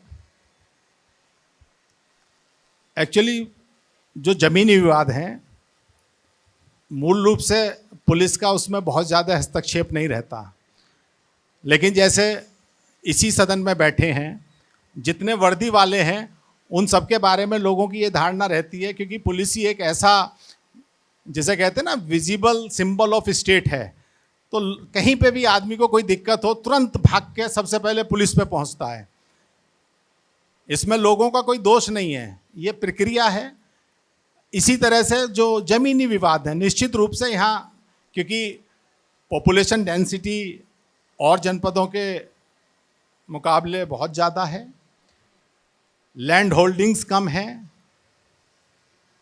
और विशेष रूप से जो आबादी के घरों के विवाद हैं, क्योंकि जैसे जैसे परिवारों का एक्सपेंशन हुआ, एक घर में 3-4 बच्चे हुए, उनके 3-4 हो गए। पिछले अगर आज़ादी के बाद बात करें तो जगह तो उतनी है, जगह और कमी होती जा रही है, तो उसके कारण विवाद रहते हैं। लेकिन पुलिस की भूमिका ना तो जो आबादी के ज़मीनी विवाद हैं उसमें बहुत ज़्यादा सक्रिय भूमिका है। सहयोगी की भूमिका तो हो सकती है, निस्तारण में सीधी भूमिका पुलिस की नहीं है, क्योंकि वो सिविल मामले हैं, भाई आप अपना बंटवारा कराइए। उसी तरह से जो खेती वाले हैं उसमें रेवेन्यू और राजस्व की है भूमिका, वो करते भी हैं। लेकिन उसके बावजूद भी, जैसे जब इस इंटरव्यू की शुरुआत की थी तो बागी बलिया से की थी, तो लोगों को थोड़ा समझाना यहाँ पे थोड़ा मुश्किल पड़ जाता है कि भाई इसका एक प्रक्रियात्मक एक प्रोसेस है, वो चाहते हैं कि नहीं साहब अभी हो जाए, तो इसमें कभी कभी थोड़ा दिक्कतें आती हैं। लेकिन बाई एंड लार्ज बातचीत करके उसे सुलझाने का प्रयास करते हैं। लेकिन ज़मीनी विवाद यहाँ के लिए चुनौती है और प्रयास कर रहे हैं। डीएम साहब भी इसमें काफ़ी प्रयास कर रहे हैं और सभी पूरी जनपद की टीम मिलकर कर रही है। सर, महिला सुरक्षा को लेकर सरकार काफ़ी काम कर रही है और सरकार का फोकस भी इस पे रहता है। खासतौर से जब हम ग्रामीण महिलाओं की बात करते हैं, अपराध होते हैं लेकिन वो थानों तक नहीं पहुंच पाते, घर में ही कई मामले दबा दिए जाते हैं। अब इन चीज़ों को लेकर पुलिस क्या कर रही है?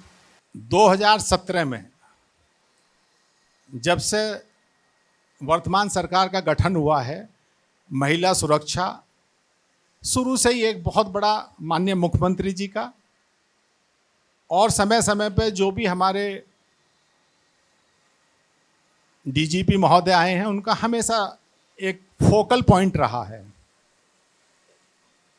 मिशन शक्ति के रूप में 2017 से लगातार जो दोनों नवरात्रे हैं उसमें और इसके बाद निरंतर ये प्रक्रिया चलती रहती है। और पिछले 10 साल में मैं निश्चित रूप से कह सकता हूं कि हर थाने पे आज की तारीख में बलिया के 22 थाने और एक महिला पुलिस स्टेशन है। सभी थानों पे मिशन शक्ति केंद्र MSK जिसे हम शॉर्ट में कहते हैं, वो माननीय मुख्यमंत्री जी के निर्देशन में और इस समय हर जनपद के हर थाने पे ये संचालित हैं। पहले केवल पुलिस की भूमिका इतनी रहती थी, कोई अपराध हो गया, अपराध पंजीकृत कर लिया और अभियुक्त को जेल भेज दिया। लेकिन अब इससे आगे बढ़ के पुलिस काम कर रही है। इसमें हम अपने जितने हमारे ग्राम स्तर पे सचिवालय हैं उनका भी उपयोग करते हैं, क्योंकि ग्राम स्तर पे जितने सचिवालय हैं सभी पे एक एक मिशन शक्ति केंद्र और शक्ति केंद्र के रूप में एक एक वहाँ पे रूम आवंटित हुआ है।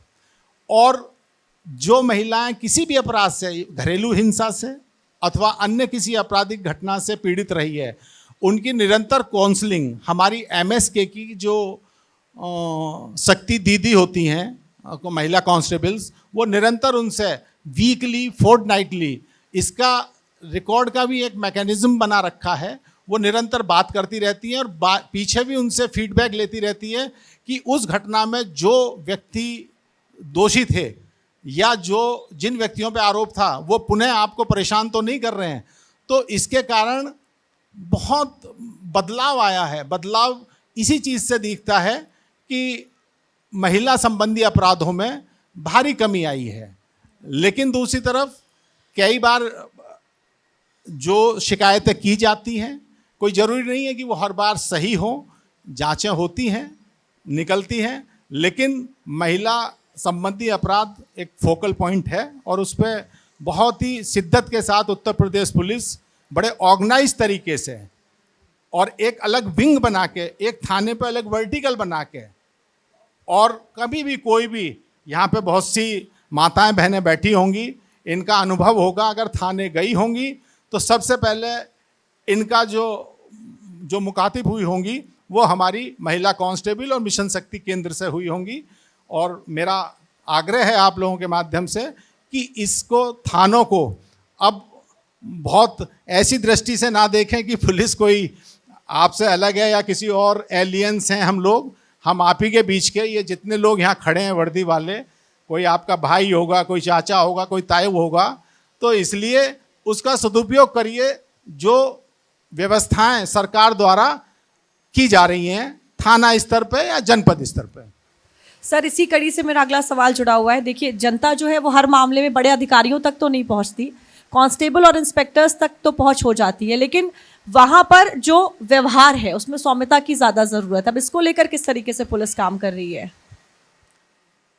ये शिकायत वाजिब है और कालांतर में इस तरह की शिकायतें आती थी कि पुलिस का व्यवहार थाने पे अच्छा नहीं रहता है।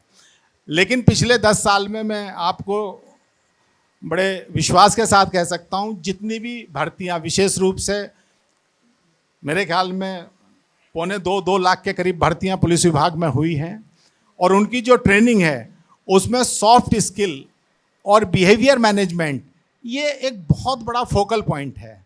हम लोगों का भी प्रयास ये रहता है अपने कार्मिकों से, जब भी हम अपनी अपराध गोष्ठी करते हैं या समय समय पर जब भी हम लोग थाने पर जाते हैं, कि व्यवहार किसी भी व्यक्ति के लिए बहुत ही है और कम से कम वो व्यवहार करिए जो आप अपने लिए अपेक्षा रखते हैं कहीं जाने पे। सुधार हो रहा है, अपवाद हो सकते हैं। मैं ये नहीं कह रहा कि कुछ लोग, क्योंकि समाज में हर आदमी का माइंडसेट अलग है, हो सकता है किसी समय विशेष पे किसी व्यक्ति का कोई माइंडसेट हो और कर दे, लेकिन सामान्य रूप से अगर इस तरह की शिकायतें प्राप्त होती हैं तो उन पर यथोचित कार्रवाई भी की जाती है। सर एक और सवाल मेरा आपसे कि जो अभी आपने कहा कि लोगों से आप अभी यहाँ पर भी अपील कर रहे थे, हमने महिलाओं की तो बात की, लेकिन जब हम आम जन की बात करते हैं तो वो भी रक्षक के तौर पर देखना चाहिए पुलिस को, लेकिन डरती है पुलिस के पास जाने से।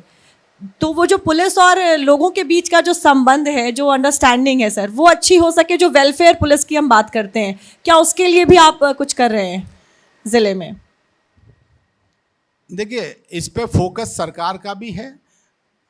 आपको विदित होगा कि हर जो प्रथम शनिवार है और तृतीय शनिवार है, हम और डीएम साहब खुद हर तहसील में जाते हैं, वहाँ लोगों से मिलते हैं। जो द्वितीय और चतुर्थ शनिवार है उस पर हर थाने पे विशेष रूप से पुलिस और रेवेन्यू के सभी अधिकारी वहाँ पे रहते हैं, लगातार लोगों से संवाद स्थापित करते हैं। इसके अलावा जो लोग मेरे कार्यालय में भी आते हैं, हम सारे थानों से 10 से 2 बजे तक निरंतर जुड़े रहते हैं। अगर किसी थानेदार को कोई विशेष काम है तभी वो थाना छोड़ता है, अन्यथा अपने थाने पे वो जन सुनवाई में बैठता है। हमारे पास भी आते हैं जो लोग, पहला प्रश्न हमारा यही रहता है कि भाई थाने गए या नहीं। आज भी कुछ लोग जो आपने चिंता जाहिर की है उसके से पीड़ित हैं और कई बार सीधे वरिष्ठ अधिकारियों के पास भी आ जाते हैं, क्योंकि उनके मन में ये रहता है कि कहीं थाने जाएंगे तो किस तरह का व्यवहार होगा। लेकिन मैं विश्वास दिला रहा हूँ कि परिस्थितियाँ बहुत बदली हैं, ये लोगों का अनुभव भी बताता है। वो अब परिस्थितियाँ नहीं रही, क्योंकि पुलिस में भी अब हाईली क्वालिफाइड कांस्टेबल लेवल पे भी आजकल मेजॉरिटी जो हमारे आरक्षी हैं ग्रेजुएट, पोस्ट ग्रेजुएट हैं, अलग अलग समाज के तबके से आए हैं, अलग अलग परेशानियों से आए हैं। तो वो भी ये एहसास करते हैं कि भाई जिन परिस्थितियों में से निकले हैं उसे समझते हैं, लोगों के साथ वही व्यवहार करने का प्रयास करते हैं।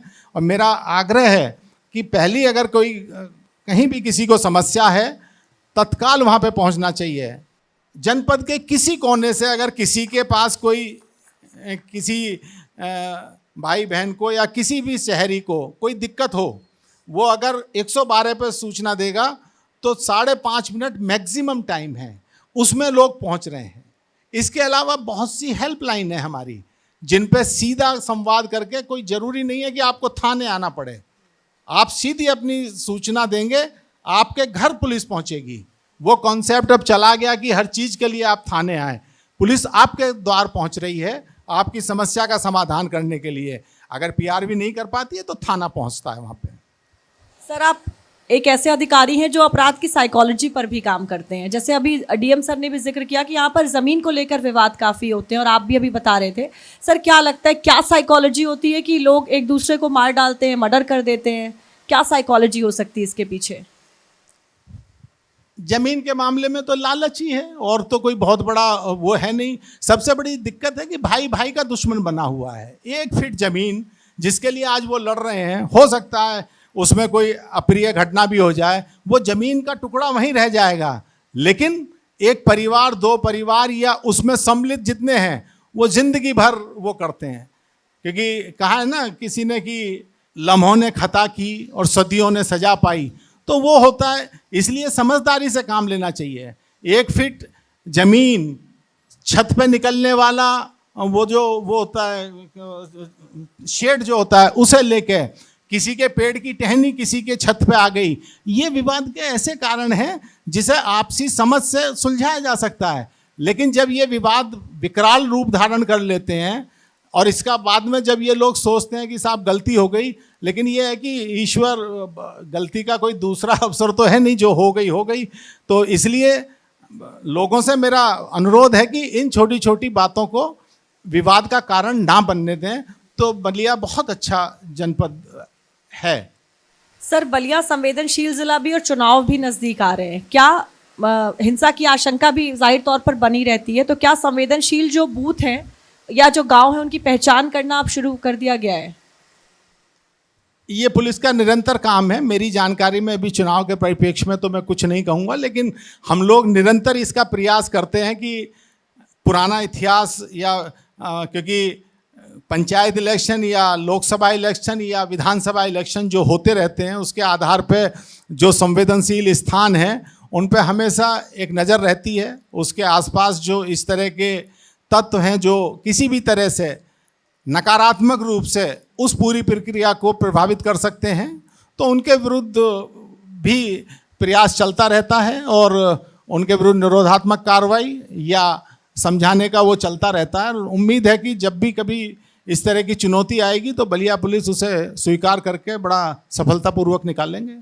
सर, बिहार से बिल्कुल सटा होने की वजह से अवैध शराब भी एक बड़ा अपराध बनता जा रहा है और आप लगातार इस पर कार्रवाई भी कर रहे हैं, क्या अब ये अपराध सिंडिकेट की जो शक्ल है वो ले रहा है? ये बहुत ज़्यादा सिंडिकेट के रूप में तो काम नहीं कर रहा है, क्योंकि मैंने जैसे कहा इसमें कि जो टीनेजर्स हैं उनका इस्तेमाल यहाँ कई जगह दृष्टिगोचर हुआ है जब उसके एनालिसिस किया गया उन घटनाओं का। क्योंकि यहाँ करीब इसी वर्ष अभी तो 7 महीने पूरे हुए हैं, करीब 250 मुकदमे लिखे गए हैं और करीब 35,000 लीटर शराब पुलिस ने जब्त भी की है।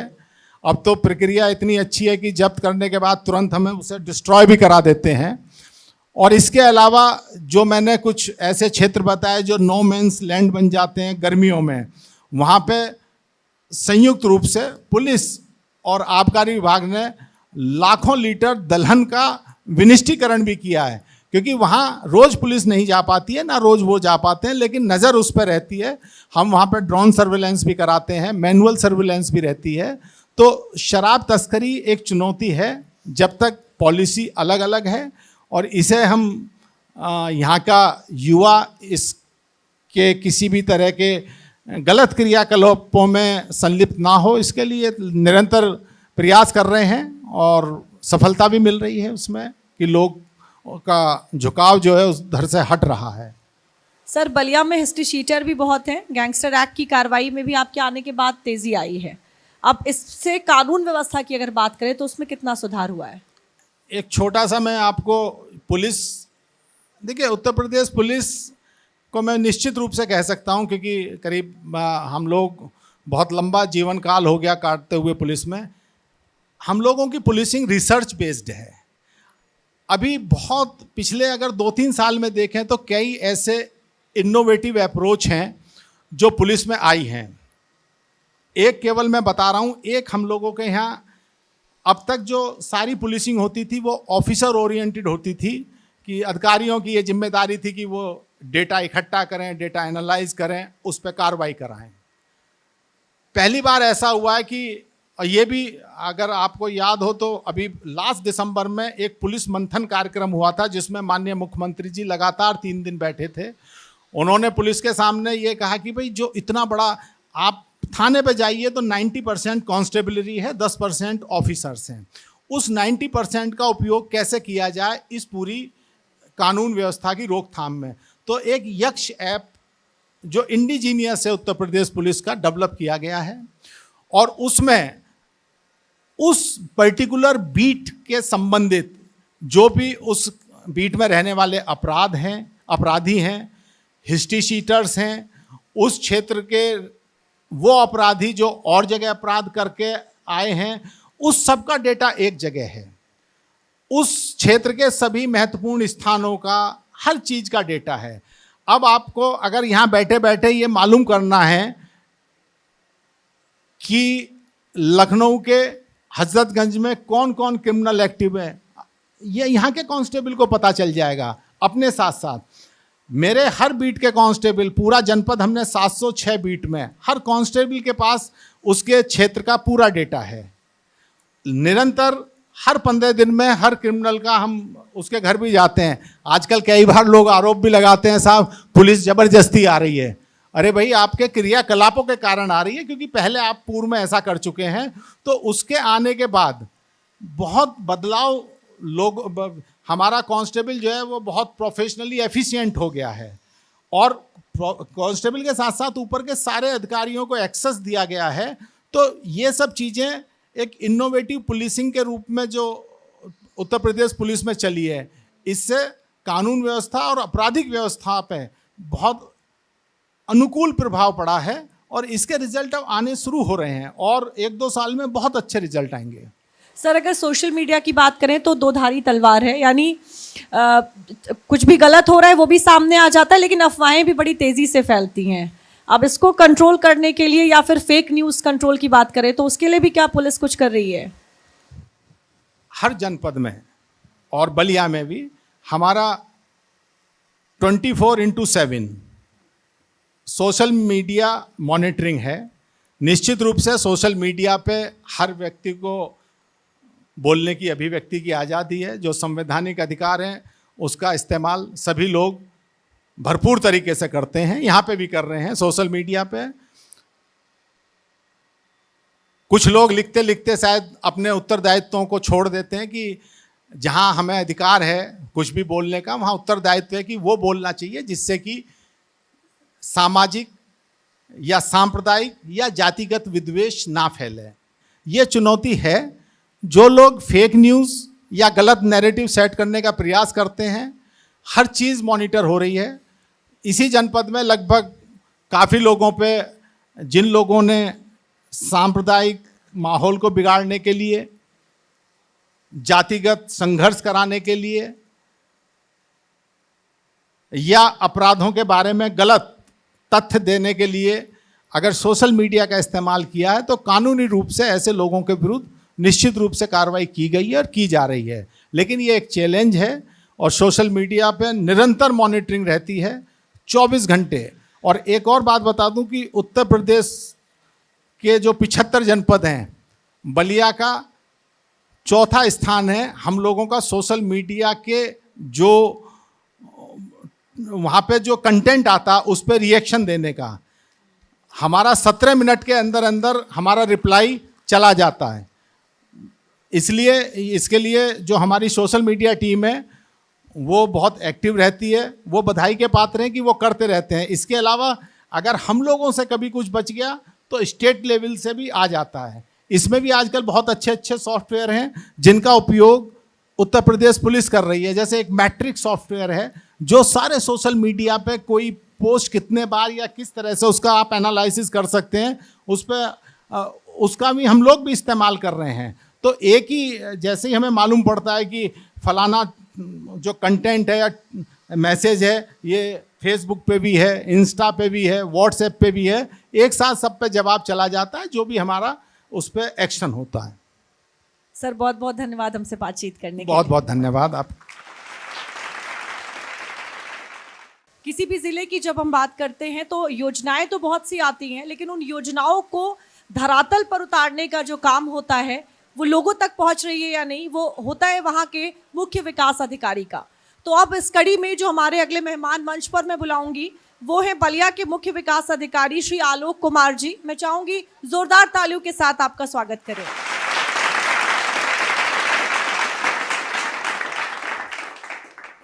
आलोक जी, आप पिछले ही महीने बलिया के मुख्य विकास अधिकारी बने हैं। जिले में आप भले ही नए हैं लेकिन इस इलाके से आप परिचित हैं। बलिया के वो कौन से क्षेत्र हैं जिनके बारे में आपको लगता है कि अगर काम किया जाए तो विकास के मजबूत आधार बनेंगे? वो बलिया के बारे में कहना चाहूँगा मैम कि बलिया एक बहुत अच्छे समृद्ध सांस्कृतिक परंपरा का जनपद रहा है। आज़ादी से पहले से ही हम लोग इसका इतिहास जान रहे हैं सब लोग कि किस प्रकार से स्वतंत्रता संग्राम में भूमिका रही है बलिया की। साथ साथ जो यहाँ के लोग हैं मजबूत व्यक्तित्व वाले हैं और उसी का परिणाम था उस टाइम पर, और वो चीज़ आज भी चली आ रही है। तो अगर हम लोग होलिस्टिक ढंग से, जैसे आज सरकार हमारी बहुत सारी दिशाओं में, लगभग कोई ऐसा क्षेत्र नहीं है जहाँ के लिए स्पेसिफाइड योजनाएं ना हों, तो हर क्षेत्र के लिए योजनाएं हैं। और यहाँ की धरती बहुत ही उर्वर धरती है, सांस्कृतिक क्षेत्र है, धार्मिक क्षेत्र हैं बहुत सारे यहाँ पर। तो हम हर लिहाज से अगर देखें तो काफ़ी ज़्यादा संभावनाएं हैं और करने के लिए बहुत ज़्यादा गुंजाइश है, और काफ़ी काम हुआ भी है जिसको हम लोगों को आगे बढ़ाना है और उसको और तेज़ से करना है। और इसमें बहुत सारे सेक्टर हो सकते हैं, चाहे हमारा एग्रीकल्चर रिलेटेड सेक्टर है, और इसके अलावा चाहे हमारा महिलाओं से संबंधित जो भी है, महिलाओं के विकास को, आर्थिक समृद्धि को, उनके से संबंधित चीज़ें हैं, जो युवाओं के रोजगार और स्वरोजगार संबंधित कार्यक्रम है, उनको भी हम लोग आगे बढ़ा सकते हैं। तो इन सभी दिशाओं में हम लोग कार्य करेंगे, और जो भी इनकी योजनाएं हैं इनको हम लोग चाहेंगे पारदर्शी ढंग से हम लोग पब्लिक तक ले जाएं, और साथ ही साथ इफ़िशिएंटली इसको जो है हम लोग लागू कराएं सभी चीज़ों को। सर, आप मुख्य विकास अधिकारी हैं, जाहिर है आपका जो काम है वो विकास की रफ्तार को बढ़ाना ही नहीं बल्कि उसे बरकरार रखना भी है। एक जिला किन क्षेत्रों पर अगर ध्यान देता है तो वो विकसित हो जाता है? देखिए, प्रारंभिक रूप से अगर हम देखें तो हमारा जनपद जो है कृषि प्रधान है। तो कृषि को हमको सबसे पहले अगर आगे लेके चलना है तो कृषि को होलिस्टिक रूप से, जो भी हमारे डेयरी संबंधी स्कीम्स हैं उनको हम ले लें, कुक्कुट पालन संबंधी, मत्स्य पालन संबंधी, और साथ ही साथ कृषि में भी अब देखिए कई सारी योजनाएं आ रही हैं जो कि इनोवेटिव भी हैं, जैसे ड्रोन दीदी करके है जिसमें ड्रोन का उपयोग हो रहा है योजनाओं में। तो इस हम इनोवेटिव ढंग से कृषि को हम आगे बढ़ा सकते हैं। इसी के साथ साथ हम लोग जो है बेहतर ढंग से महिला स्वयं समूहों के माध्यम से महिलाओं के आर्थिक विकास को हम लोग बहुत तेज़ कर सकते हैं, और उनके माध्यम से हम लोग प्रगति कर सकते हैं। और साथ ही साथ एक महिलाओं में जो आत्मविश्वास है कि वो बेहतर कर सकती हैं, और केवल घरेलू काम के लिए नहीं है, साथ साथ जो है वो अपने लघु उद्योग टाइप के कार्य हैं या और भी इकोनॉमिक एक्टिविटीज़ हैं उनको बढ़ावा दे सकती हैं। और कौशल विकास के माध्यम से हम लोग जो है रोज़गार को, एम्प्लॉयमेंट को, सेल्फ एम्प्लॉयमेंट को हम लोग बढ़ावा दे सकते हैं। तो इस प्रकार जो भी हमारी योजनाएं हैं उनका हम सही ढंग से क्रियान्वयन करके हम लोग चीज़ों को, हम लोग परिस्थितियाँ और बेहतर बना सकते हैं और इकोनॉमिक डेवलपमेंट को आगे बढ़ा सकते हैं। जो भी सर, अभी तक आपने जो कुछ भी देखा है बलिया में, बताएं कि कौन से वो इंडिकेटर्स हैं जिन पर अगर काम किया जाए तो अर्थव्यवस्था और गवर्नेंस दोनों ही बलिया की मजबूत होगी? अर्थव्यवस्था जैसे अगर इंडिकेटर के रूप में देखा जाए तो हम लोगों का जैसे सीएम डैशबोर्ड के माध्यम से मॉनिटरिंग होती है, तो सीएम डैशबोर्ड में भी हम लोगों की स्थिति बेहतर है, अच्छी स्थिति में हम लोग हैं, और लगातार जो है उसमें सारे लगभग हम लोग इंडिकेटर कवर करते हैं, जो कि माननीय मुख्यमंत्री जी के यहाँ से जो पोर्टल विकसित किया गया है। तो उसमें बहुत सारी योजनाओं को हम लोग होलिस्टिक ढंग से काम करते हैं, और जो भी हम लोग के कल्याणकारी हैं, चाहे पेंशन संबंधी स्कीम है या दिव्यांग जन सशक्तिकरण संबंधी स्कीम है, इस तरह से जो भी स्कीम है उनको हम लोग और अच्छे से कार्यान्वित करें। समाज कल्याण की बहुत सारी योजनाएँ हैं। साथ ही साथ इसके अलावा जो भी हम लोगों को औद्योगिक विकास संबंधित हैं, चाहे जैसे कि हम लोग जानते हैं कि यहाँ पर बिंदी उद्योग है, और साथ ही साथ आपका सत्तू का है, 2 ODOP प्रोडक्ट हैं।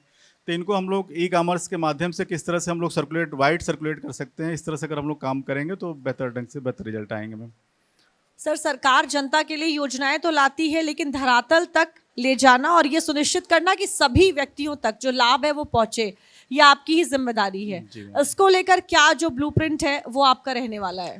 देखिए, सबसे महत्वपूर्ण ये है मैम कि हम लोग जैसे होता है कि कोई टारगेट लेके चलते हैं तो उसको हम लोग कोशिश करते हैं कि इसको हम लागू करें, और साथ साथ जो भी योजनाएं हैं उसको हम लोग लेके जाएं। लेकिन मेरा अपना जो सोचना है कि हम लोग थोड़ा सा इसमें, अभी जैसे डीएम सर से बात हो रही थी तो उन्होंने भी बातें जो कही तो उसमें प्रोएक्टिव ढंग से काम करने की बात आई थी, कि मतलब केवल ऐसा नहीं कि हम समस्याएं आने पर उसका समाधान करें या जो टारगेट हमको मिला है उस पर हम केवल जाएँ। तो हम कोशिश करें कि उस टारगेट से हम आगे निकलने की कोशिश करें, और अगर हमारे ऊपर से लेके नीचे तक की जो चेन बनी हुई है, जो भी हमारे प्रशासनिक, चाहे कर्मचारी हों, चाहे अधिकारी हों, चाहे मिडिल ऑर्डर अधिकारी हों, अगर सभी लोग अपनी क्षमताओं को अच्छे से यूज करेंगे तो बेहतर ढंग से हम लोग इम्प्लीमेंट कर पाएंगे योजनाओं को। समस्याएं कोई भी हो सकती हैं, जैसे मान लीजिए अगर स्वयं समूह हम गठित कर रहे हैं तो उसमें थोड़ा पहले से हम देख लें कहाँ संभावना हमारे पास ज़्यादा है, तो उसको हम ज़्यादा बेहतर ढंग से उसमें कार्य कर सकते हैं।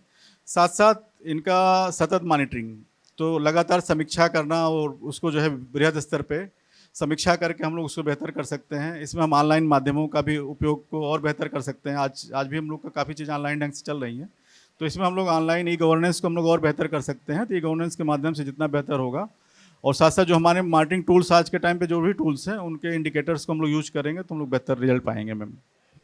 सर, बलिया जिले की अगर बात करें तो ग्रामीण इलाके ज़्यादा हैं और आप गोंडा में अपनी जो प्रशासनिक जिम्मेदारी है वो बखूबी निभा चुके हैं। अब अगर बलिया की बात की जाए तो यहाँ पर गांव को जोड़ने के लिए क्या कुछ जो प्लानिंग है वो किया जा रहा है, क्योंकि जब गांव जुड़ेंगे तभी ज़िले की तरक्की भी होगी। मैम गांव की जो लिंकेज है वो नॉर्मली ठीक है, अच्छी है लिंकेज, उसको हम लोग और बेहतर कर सकते हैं। जो भी मतलब लिंकेज कई प्रकार से हैं, जैसे ट्रांसपोर्ट संबंधी लिंकेज हो सकता है मैम, और इसके अलावा इकोनॉमिक लिंकेज है और भी कम्युनिकेशन लिंकेज है। तो जो भी लिंकेजेज हैं इनको हम लोग वर्तमान में है उसको हम लोग और बेहतर करने की कोशिश करेंगे कि इसको हम लोग जो गांव के प्रोडक्ट हैं, जो गांव के सामग्री है, जो गांव के कृषि उत्पाद हैं, जो गांव के डेयरी उत्पाद हैं, इसको हम किस प्रकार से मार्केट से ले आएँ, मार्केट तक जोड़ें।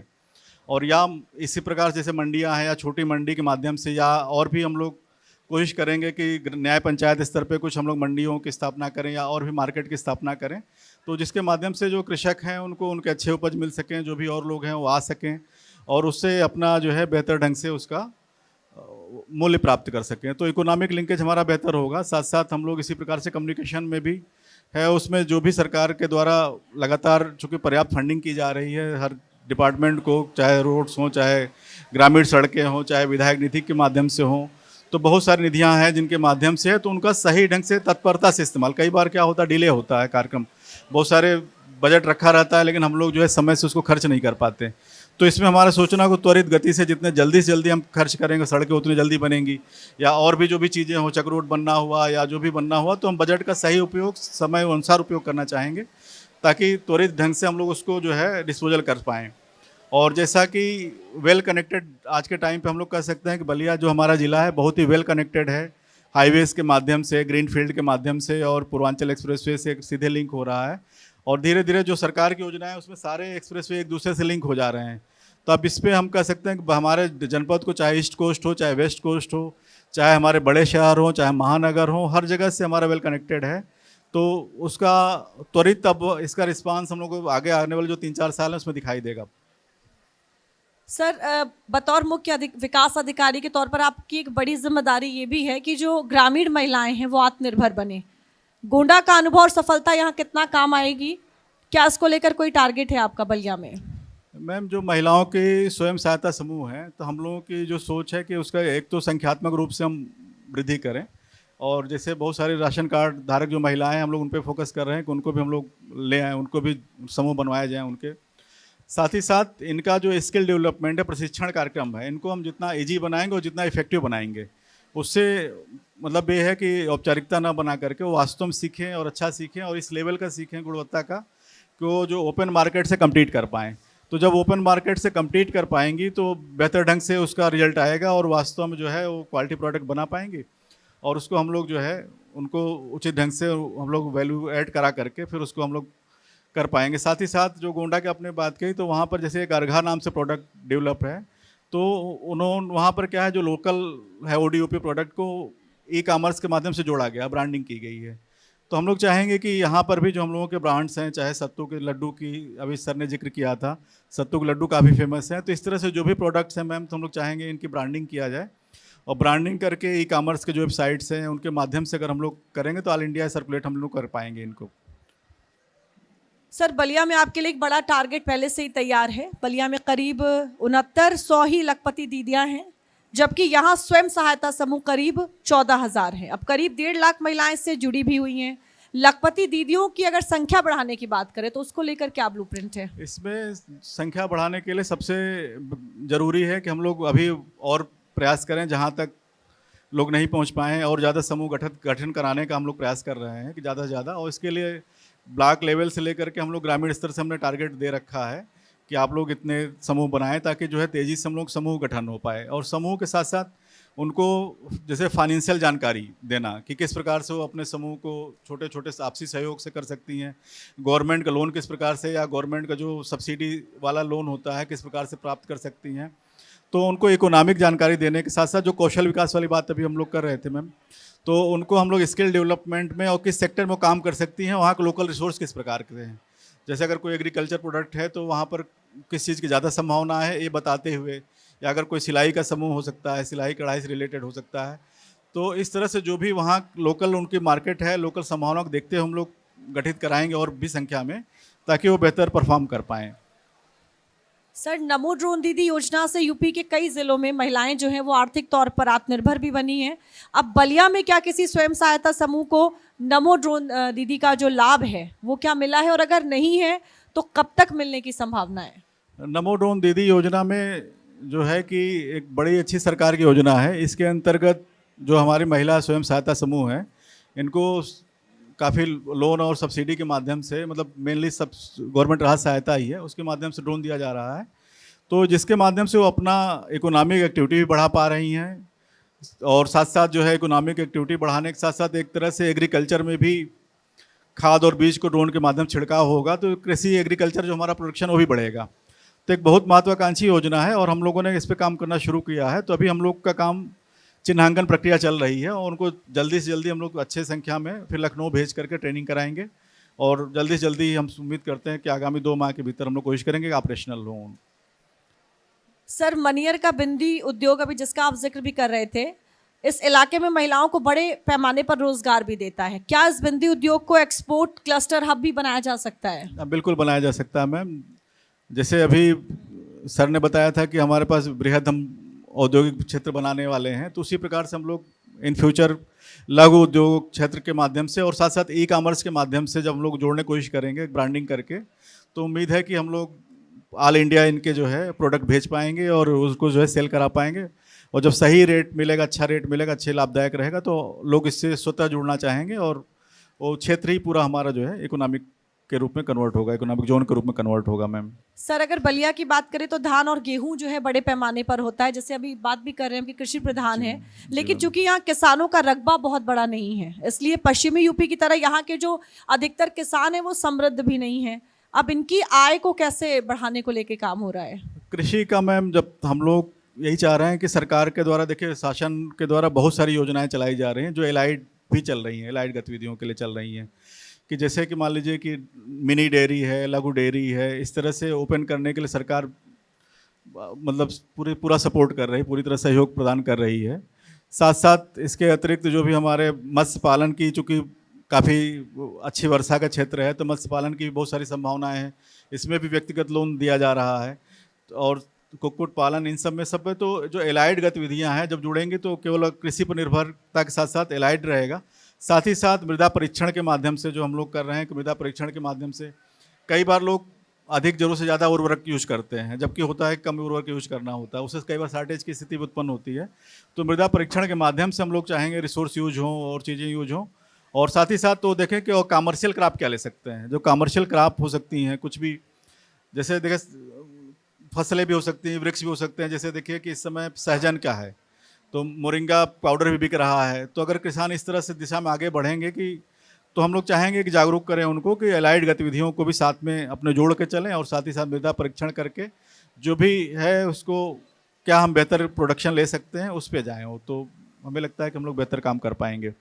सर, किसानों की सबसे मदद तब होती है जब गेहूं और धान को बेचने को लेकर उनके बीच में जो बिचौलिए हैं वो ना हो। अब इन बिचौलियों से वो बच जाएं, इसको लेकर किस तरीके से यहाँ व्यवस्था बनाई जा रही है? इसमें शासन स्तर से देखिए ऑनलाइन पूरी व्यवस्था कर दी गई है वर्तमान में, कि ऑनलाइन पंजीकरण होगा, ऑनलाइन ढंग से ई पास मशीन होती है जिसपे अंगूठा लग करके किसानों को ही दिया जाएगा। और इसमें छोटी मोटी गड़बड़ियों कई बार शिकायत मिलती है, तो उस पर जिलाधिकारी महोदय के निर्देशन में हम लोग बड़ा सख्त निर्देश है कि चाहे डिप्टी आरएमओ हो, चाहे और भी संबंधित अधिकारीगण हो, और चाहे हमारे एसडीएम साहब लोगों को किसी प्रकार से कोई समस्या इसमें ना आने दिया जाए। और इसकी हम लोग अच्छी मॉनिटरिंग करेंगे और किसी भी शिकायत को तत्परता से लेकर अगर जरूरत पड़ी कार्रवाई करने की आवश्यकता हो तो कार्रवाई करेंगे और इसको बेहतर ढंग से लागू कराएंगे। सर ग्रामीण इलाकों में कनेक्टिविटी तो बढ़ी है, लेकिन एक दूसरा पहलू जो परेशानी वाला है वो ये है कि रोड बनती है लेकिन फिर टूट जाती है, और ख़ास तौर से जब बरसात का मौसम होता है, बरसातों में ये ज़्यादा देखा जाता है। क्वालिटी सुनिश्चित करने के लिए जो मॉनिटरिंग है वो कैसे की जा रही है? इसमें हम लोग समीक्षा करके इस बात पर भी देखेंगे कि जो वाटर लॉगिंग है वो कम से कम हो। जो नेचुरल है उसको हम नहीं रोक सकते हैं, लेकिन जो मैन मेड है, जैसे बहुत सारे आप देखिए मार्केट, छोटे मार्केट होते हैं, वहाँ पानी रुकता है नालियों का बहाव होने पर। तो क्या हम नालियों को अगर कार्य योजना में लेकर के या नालियों पर अतिक्रमण है उसको हटा करके वाटर लॉगिंग रोक सकते हैं। इसके अलावा जो क्वालिटी है, जो नई तकनीक और भी जो बेहतर आ रही हैं, जैसे सीमेंट मिक्स करके कुछ बनाया जा रहा है, तो जो भी न्यू टेक्निक होंगी उनको भी हम लोग ऐड करने की कोशिश कर रहे हैं, ताकि जो है जो सड़कों की क्वालिटी है, गुणवत्ता है, उसको हम लोग बेहतर बना सकें, उनका अनुरक्षण हम लोग बेहतर कर सकें। सर जिन जिलों में खेती ही अर्थव्यवस्था की रीढ़ हो, वहाँ सबसे बड़ी चुनौती होती है किसानों को सिंचाई के लिए पानी, सही समय पे खाद और बीज भी उपलब्ध हो जाए, ये भी एक बड़ी चुनौती है, और गड़बड़ी भी ना होने पाए। अब इसको किस तरीके से सुनिश्चित किया जा रहा है? इसमें देखिए नहर काफ़ी ज़्यादा यहाँ पे नहरें हैं, काफ़ी 90 से अधिक छोटी बड़ी मिला के नहरें हैं, और जो नहरें हैं उनमें लगातार, जैसे शुरू से हम लोग जैसे स्टडी देख रहे थे, डाटा देख चेक कर रहे थे, तो उसमें टेल में पानी शुरू से ही है, और इसके अलावा और बाकी बोरिंग और आदि से भी यहाँ पे आसानी से लोगों को जल उपलब्ध हो जाता है। तो सिंचाई के माध्यम से हम लोग चाहेंगे नलकूप विभाग के और इधर से जो भी है तो उनका एक अच्छा संयोजन करते हुए कि सिंचाई से समस्या ना आए। साथ ही साथ खाद और बीज की वर्तमान में कहीं कोई कमी नहीं है, जो भी आ रहा है लगातार सहकारी समितियों के माध्यम से, दुकानों के माध्यम से हम लोग लगातार उपलब्ध करा रहे हैं, और बीज की अच्छी क्वालिटीज़ भी हमारे जो है जो शॉप्स हैं उन पर उपलब्ध हैं। तो इसलिए इनको हम लोग बस ये है कि अधिक जागरूकता चाहेंगे कि ज़्यादा से ज़्यादा लोग जागरूक हों और सही ढंग से, संतुलित ढंग से इसका इस्तेमाल करें। सर जब हम ग्रामीण इलाकों की बात करते हैं तो आंगनबाड़ी केंद्र बेहद ज़रूरी होते हैं, और आंगनबाड़ी केंद्रों का सही होना ग्रामीण इलाकों के लिए भी बेहद ज़रूरी है। एक बड़ी दिक्कत ये भी होती है कि कई जो आंगनबाड़ी केंद्र हैं वो अपनी बिल्डिंग में नहीं चलते हैं, यहाँ पर क्या स्थिति है सर? यहाँ पर भी स्थिति है, लगभग जो है मतलब 1/4 के आसपास अपने जो आंगनबाड़ी केंद्र है, लगभग 600 के आसपास उनके अपने भवन हैं। साथ साथ जहाँ पे भवन नहीं है वहाँ पर बेसिक शिक्षा के या पंचायत घरों के बिल्डिंग्स में भी चल रहे हैं, और जो इसके साथ साथ हम निरंतर उसमें हम लोग ज़मीन, लैंड जो है तहसील के माध्यम से, तहसील प्रशासन के सहयोग से लगातार लैंड प्राप्त करके, दे करके हम लोग बनवाने की कोशिश कर रहे हैं, ताकि अपनी बिल्डिंग में रहेंगे तो और ज़्यादा अच्छा इंफ्रास्ट्रक्चर हो जाएगा। और जो भी हमारे पास हैं उसमें काफ़ी बड़ी संख्या में हम लोगों ने जो टेक्निकल उन्नयन के इस समय जो प्रयास हैं वो सब भी लागू कराए गए हैं। जैसे बाला करके जो पेंटिंग होती है, जिसपे अक्षर ज्ञान और बहुत सारे फिगर के माध्यम से बच्चों को शिक्षा दिया जाता है, उसको भी हम लोग करा रहे हैं। और साथ ही साथ डिजिटल माध्यमों का प्रयोग और खिलौने, टॉयज़ बहुत सारे हैं जो कि इस विद्यालयों को दिए गए हैं कि टॉयज़ के माध्यम से वो बच्चों को सिखा सकें, समझा सकें फिगर के माध्यम से। और मतलब जो कहा जाता है खेल खेल में उनको पढ़ाना, मतलब पढ़ाना का प्रयास न किया जाए, बल्कि बच्चों का ओवरऑल विकास हो, उस पर प्रयास किया जा रहा है। साथ ही साथ कोई बच्चा कुपोषण से पीड़ित न होने पाए, और अगर कहीं कोई बच्चा कुपोषित मिलता है तो उसका भी हम लोग लगातार मॉनिटरिंग करके उसका ट्रीटमेंट करा करके, सही पोषण दिलवा करके उसको भी ठीक करने का प्रयास करके, और मतलब मूलतः जो आंगनबाड़ी की एफिशिएंसी बढ़ाने की कोशिश कर रहे हैं। और साथ साथ जो भी नहीं बने हैं उन पर भी हम लोग का ध्यान है, जिलाधिकारी महोदय के मार्गदर्शन में हम लोग प्रयास कर रहे हैं जल्दी से जल्दी उनका भी हम लोग निर्माण करा सकें। सर कूड़ा कचरा भी बड़ी दिक्कत है, और हर कोई सड़क पर कूड़ा फेंकने में संकोच भी नहीं करता। अगर हम छोटे जगहों की बात करें, सिविक सेंस बड़ी दिक्कत है कई ग्रामीण इलाकों में। अब इससे निपटे बिना जो ग्रामीण विकास की हम लगातार बात कर रहे हैं वो संभव नहीं है। इसका कैसे, इसका समाधान कैसे निकालेंगे? जो आप कह रहे हैं सबसे महत्वपूर्ण जागरूकता है, क्योंकि अब देखिए जब शौचालय नहीं बना था तो क्या स्थिति थी हम सभी लोग जानते हैं, लेकिन स्थिति इतना बढ़िया जागरूकता पब्लिक में लाई गई और शौचालय कितना इफेक्टिव हर व्यक्ति इस्तेमाल कर रहा है। आज कोई उस दौर को सोच भी नहीं सकता था कि पहले क्या स्थिति रही होगी। तो सफाई के बारे में भी यही सेंस लागू होता है कि हम लोग जब सफाई के बारे में जागरूक करेंगे और जब ज़्यादा संख्या में धीरे धीरे करके प्रयास करके हम लोग कोशिश करेंगे कि संख्या सफाई करने वालों की ज़्यादा और गंदा करने वालों कम हो, तो अपने आप ही वो स्थिति धीरे धीरे पैदा होगी कि वो खुद आदमी संकोच करेगा, शर्मिंदा महसूस करेगा। तो इसलिए जागरूकता सबसे बड़ी बात है। और स्पेशली ग्रामीण क्षेत्र में तो बहुत सारी चीज़ें जो रीयूज हो जाती हैं, जो भी आपका फसल वेस्टेज है, या तो खाद के रूप में या चारे के रूप में, किसी न किसी रूप में जो भी चीज़ें निकलती हैं इस्तेमाल हो जाती हैं। तो उसके बाद पॉलीथीन आदि बचते हैं जिनका हम लोग अन्य ढंग से इस्तेमाल कर सकते हैं, औद्योगिक रूप में और रूप में उपयोग कर सकते हैं। तो इस चीज़ की जागरूकता को और बढ़ावा दिए जाने की आवश्यकता है, जिसमें हम लोग प्रयास करेंगे कि इसको हम लोग ग्राम पंचायत के माध्यम से, जनप्रतिनिधियों के माध्यम से, स्थानीय प्रशासन के माध्यम से, सभी के माध्यम से प्रयास करते हुए इसको हम लोग और उपयोगी बनाएं। सर, आप ई गवर्नेंस के पक्षधर रहे और जहां पर भी आप रहे हैं इस पहलू पर आपने काफ़ी ध्यान दिया है। अब अगर बलिया की बात करें तो डिजिटल मॉनिटरिंग को लेकर अभी क्या स्थिति है, अब क्या लगता है आपको?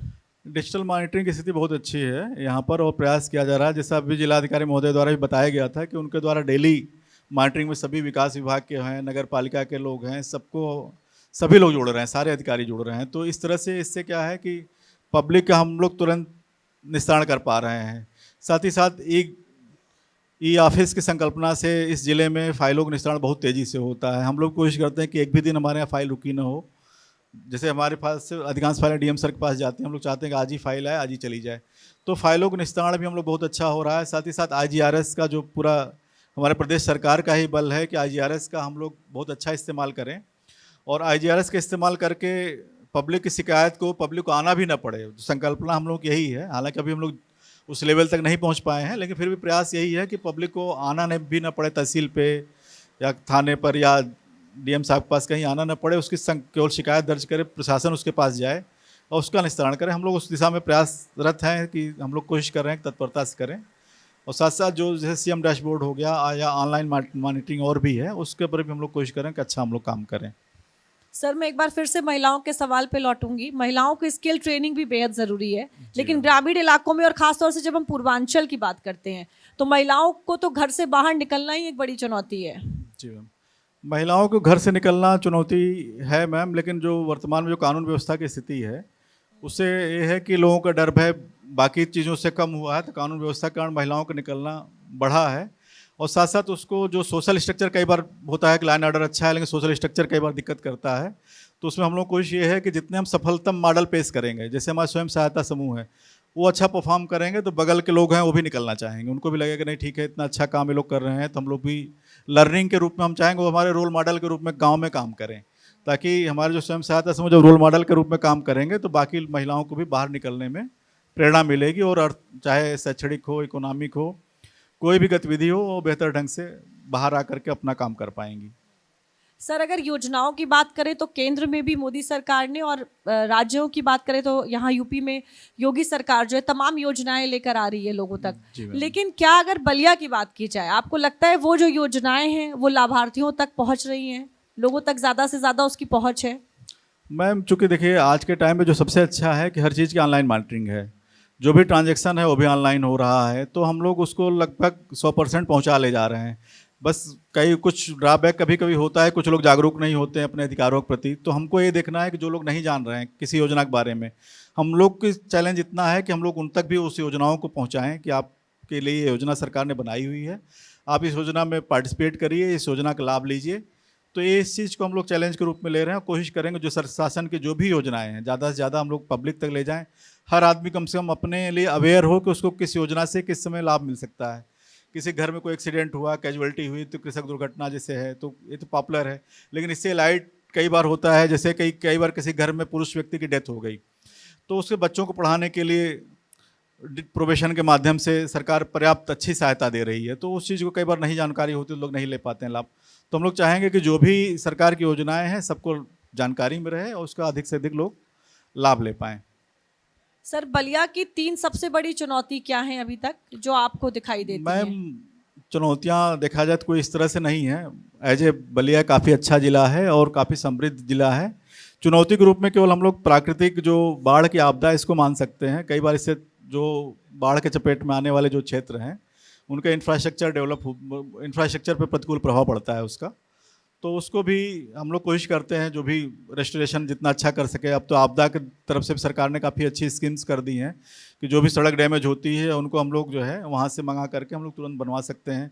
साथ ही साथ जिनके घर नष्ट हो रहे हैं, अभी हाल फिलहाल में अभी बाढ़ में भी कई घर ऐसे थे जो कि बाढ़ में समाहित हुए, जिलाधिकारी महोदय द्वारा तत्काल उनको जो है उनके खाते में धनराशि भी पहुँचाई गई है उसको निर्माण संबंधी।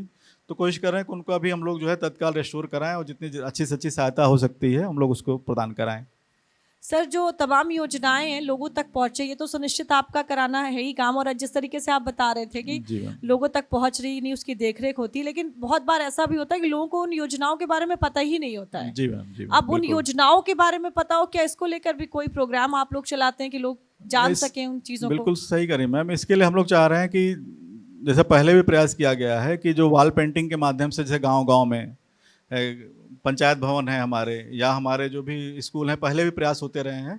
तो हम लोग उसमें कोशिश करेंगे कि और ज़्यादा जो भी चीज़ें हैं कि सोशल मीडिया का भी सहारा लेंगे इसमें, जो भी योजनाओं का प्रचार प्रसार करने में। साथ साथ जो वॉल पेंटिंग आदि है, तो इसमें जो जिन योजनाओं की और अच्छी योजनाएं जिनके बारे में लोग नहीं जान रहे हैं, उनको भी हम लोग पेंटिंग करा करके और अन्य माध्यमों से हम लोग कोशिश करेंगे कि ग्राम सभा को भी इन्वॉल्व करते हो, लोकल जनप्रतिनिधियों को इन्वॉल्व करते हो, उसको जागरूकता फैलाएं ताकि अधिक से अधिक लोगों तक उसकी रीच हो सके। सर, अभी आपको यहाँ कम दिन ही हुए आए हुए, जी लेकिन अगर बलिया की बात करें और जब तक आपकी यहाँ पर पोस्टिंग है, कौन कौन से वो क्षेत्र होंगे जिनमें आप अपने रहने तक, पोस्टिंग तक काम करना चाहेंगे, उनको बेहतर बनाना चाहेंगे? जी मैम, जो शासन की योजनाएं, देखिए ज़्यादातर कल्याणकारी योजनाएं जो भी हैं विकास विभाग के माध्यम से ही लागू होती हैं। तो उनको हम लोग चाहेंगे, चाहे हमारे किसी भी तरह की सहायता योजना हो, पेंशन योजना हो, या किसी भी तरह की कल्याणकारी योजनाएं हैं, सब हम लोग चाहेंगे कि उसको त्वरित ढंग से हम लोग लागू करें। प्रशासन अधिक संवेदनशील और जिम्मेदारी से काम करे। जो भी हमारा है, हमारे निचले स्टाफ हैं, अधिक जिम्मेदारी से लाभ करें। जो भी महिलाओं संबंधी है योजनाएं हैं, महिलाओं चाहे स्वरोजगार हो, चाहे और भी है, चाहे शैक्षणिक गतिविधियां उनकी हों या अन्य भी गतिविधियां हों, उनमें हम लोग जो भी अधिक से अधिक अच्छा कर सकते हैं, हम लोग महिला सेक्टर में बढ़िया काम करना चाहेंगे मैम। और पब्लिक, हमारे यूथ के लिए रोज़गार और स्वरोजगार बहुत ज़रूरी है, तो वहाँ भी हम लोग चाहेंगे कि उनसे संबंधित जो भी स्कीम है उनका हम लोग तेज़ी से अनुसरण करें। और इंफ्रास्ट्रक्चर संबंधी जो भी हमारे प्रोजेक्ट्स हैं, जो भी चाहे मतलब किसी विभाग के हैं, उनका इम्प्लीमेंटेशन अच्छा हो। क्योंकि कई बार जो चीज़ हमें दो साल में हम काम कर सकते हैं, अगर 3 साल लग रहा है तो गलत है। तो हम चाहेंगे उसको बल्कि 1.5 साल करना चाहेंगे, ताकि इंफ्रास्ट्रक्चर हमारा तेज़ी से डेवलप हो। तो इन सेक्टर्स में हम काम करना चाहेंगे मैम। सर, एक और आखिरी सवाल आपसे कि महिलाओं को लेकर हमने बातचीत करी, योजनाएं हैं और कई चीजें, लेकिन यहाँ की जब महिलाओं की बात करते हैं, महिलाओं का रिस्पांस कैसा है? महिलाओं की जो भागीदारी है वो किस तरीके की है बलिया की जब हम बात करें? महिलाओं की रिस्पांस बहुत अच्छा है मैम। आपने देखिए शुरू में स्वयं आपने कहा था कि देखिए महिलाओं की भागीदारी बहुत ज़्यादा है, तो इसलिए महिलाओं को रिस्पांस अच्छा है और महिलाएं पार्टिसिपेट भी अच्छा कर रही हैं। और जो भी योजनाएं सरकारी लाभ के और सरकार के जो भी कार्यक्रम चल रहे हैं, उसमें अब काफ़ी बढ़ चढ़ के भाग ले रही हैं। और हम लोग को प्रयास और करेंगे, इसको हम लोग और बढ़ावा दें, चीज़ों को बेहतर सर, करने को। बहुत बहुत धन्यवाद हमसे मैम, बातचीत धन्यवाद। करने। बलिया जिले में स्वास्थ्य सेवाओं का क्या हाल है, किस तरीके से यहाँ पर लोगों के स्वास्थ्य को लेकर काम किया जा रहा है, इसकी जानकारी लेने के लिए, रिपोर्ट कार्ड लेने के लिए मंच पर अब जो हमारे अगले मेहमान हैं उनको बुलाना चाहूंगी। बलिया के सीएमओ डॉक्टर अभय नारायण राय को मैं मंच पे बुलाना चाहूंगी और चाहूंगी जोरदार तालियों के साथ स्वागत करें।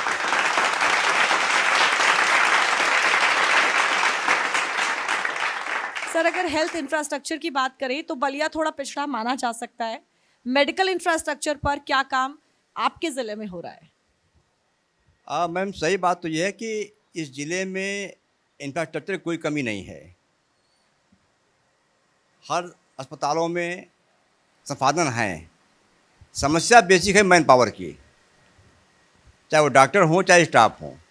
फिर भी जो भी साधन हैं, जो मैन पावर है, उसको ले करके ये प्रयास रहता है कि उसका अधिकतम उपयोग किया जाए, बेहतर उपयोग किया जाए।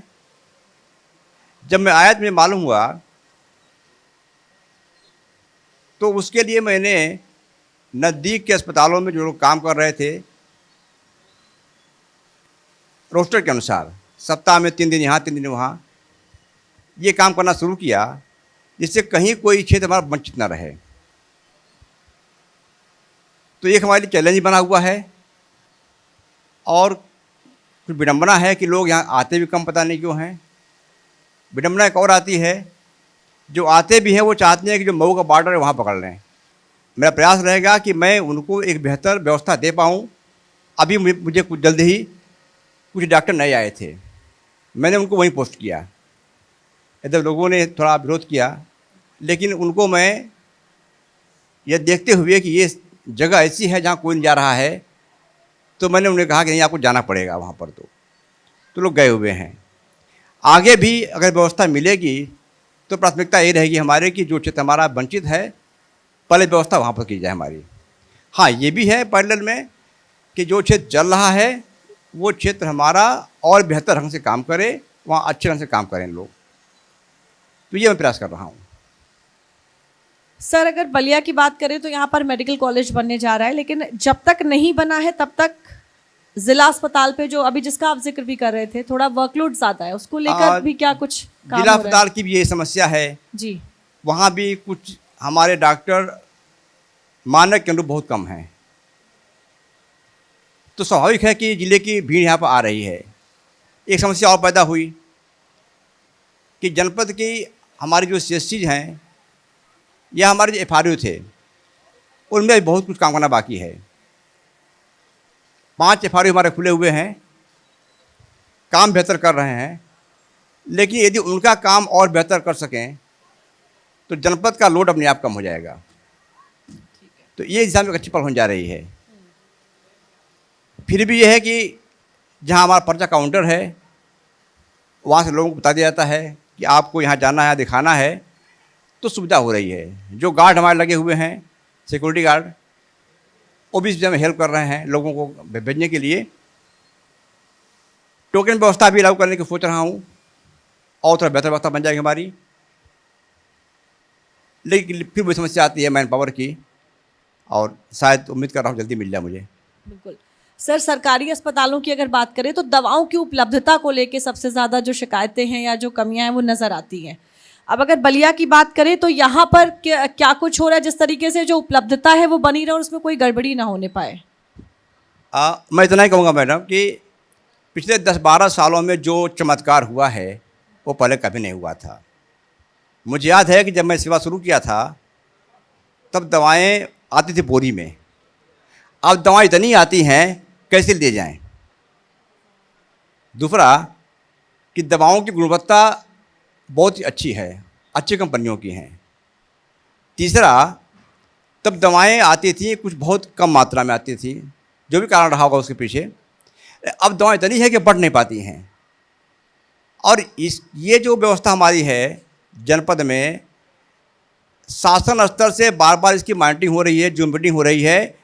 एक पोर्टल होता है हमारा DBDMS का, इससे हम देख सकते हैं कि किस अस्पताल में कितनी दवा पड़ी हुई है और कौन सी दवा कितनी मात्रा में पड़ी हुई है।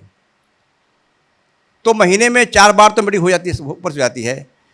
तो एक अलर्ट मोड में सब लोग रहते हैं कि किसी भी चिकित्सालय में दवाओं की कमी ना रह पावे, और दवाओं की मात्रा भरपूर है, दवाओं की कोई समस्या नहीं है।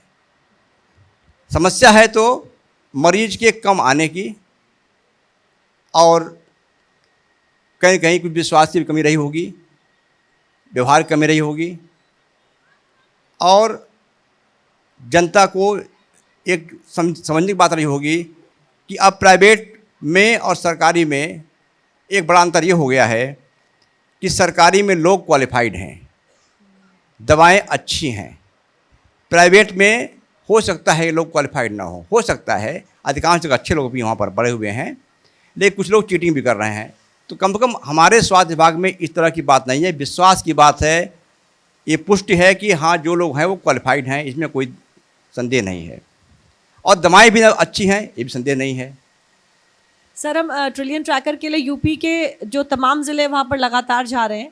हेल्थ में जो एक चीज़ हमने देखी जिस पर ध्यान भी दिया जाना चाहिए वो है खरीद, और ख़ासकर मशीनों की प्रैक्टिकलिटी बहुत ज़रूरी है, खासकर ग्रामीण इलाकों में। BP मशीन हो तो चार्जेबल बैटरी हो, वरना पता चले कि गांव में पहुंचे, बैटरी ख़त्म, वहाँ मिली नहीं मिली तो वो बैरंग ही वापस लौट आए हैं, या फिर रजिस्टर में चढ़ा दिया गया कि सब ठीक है।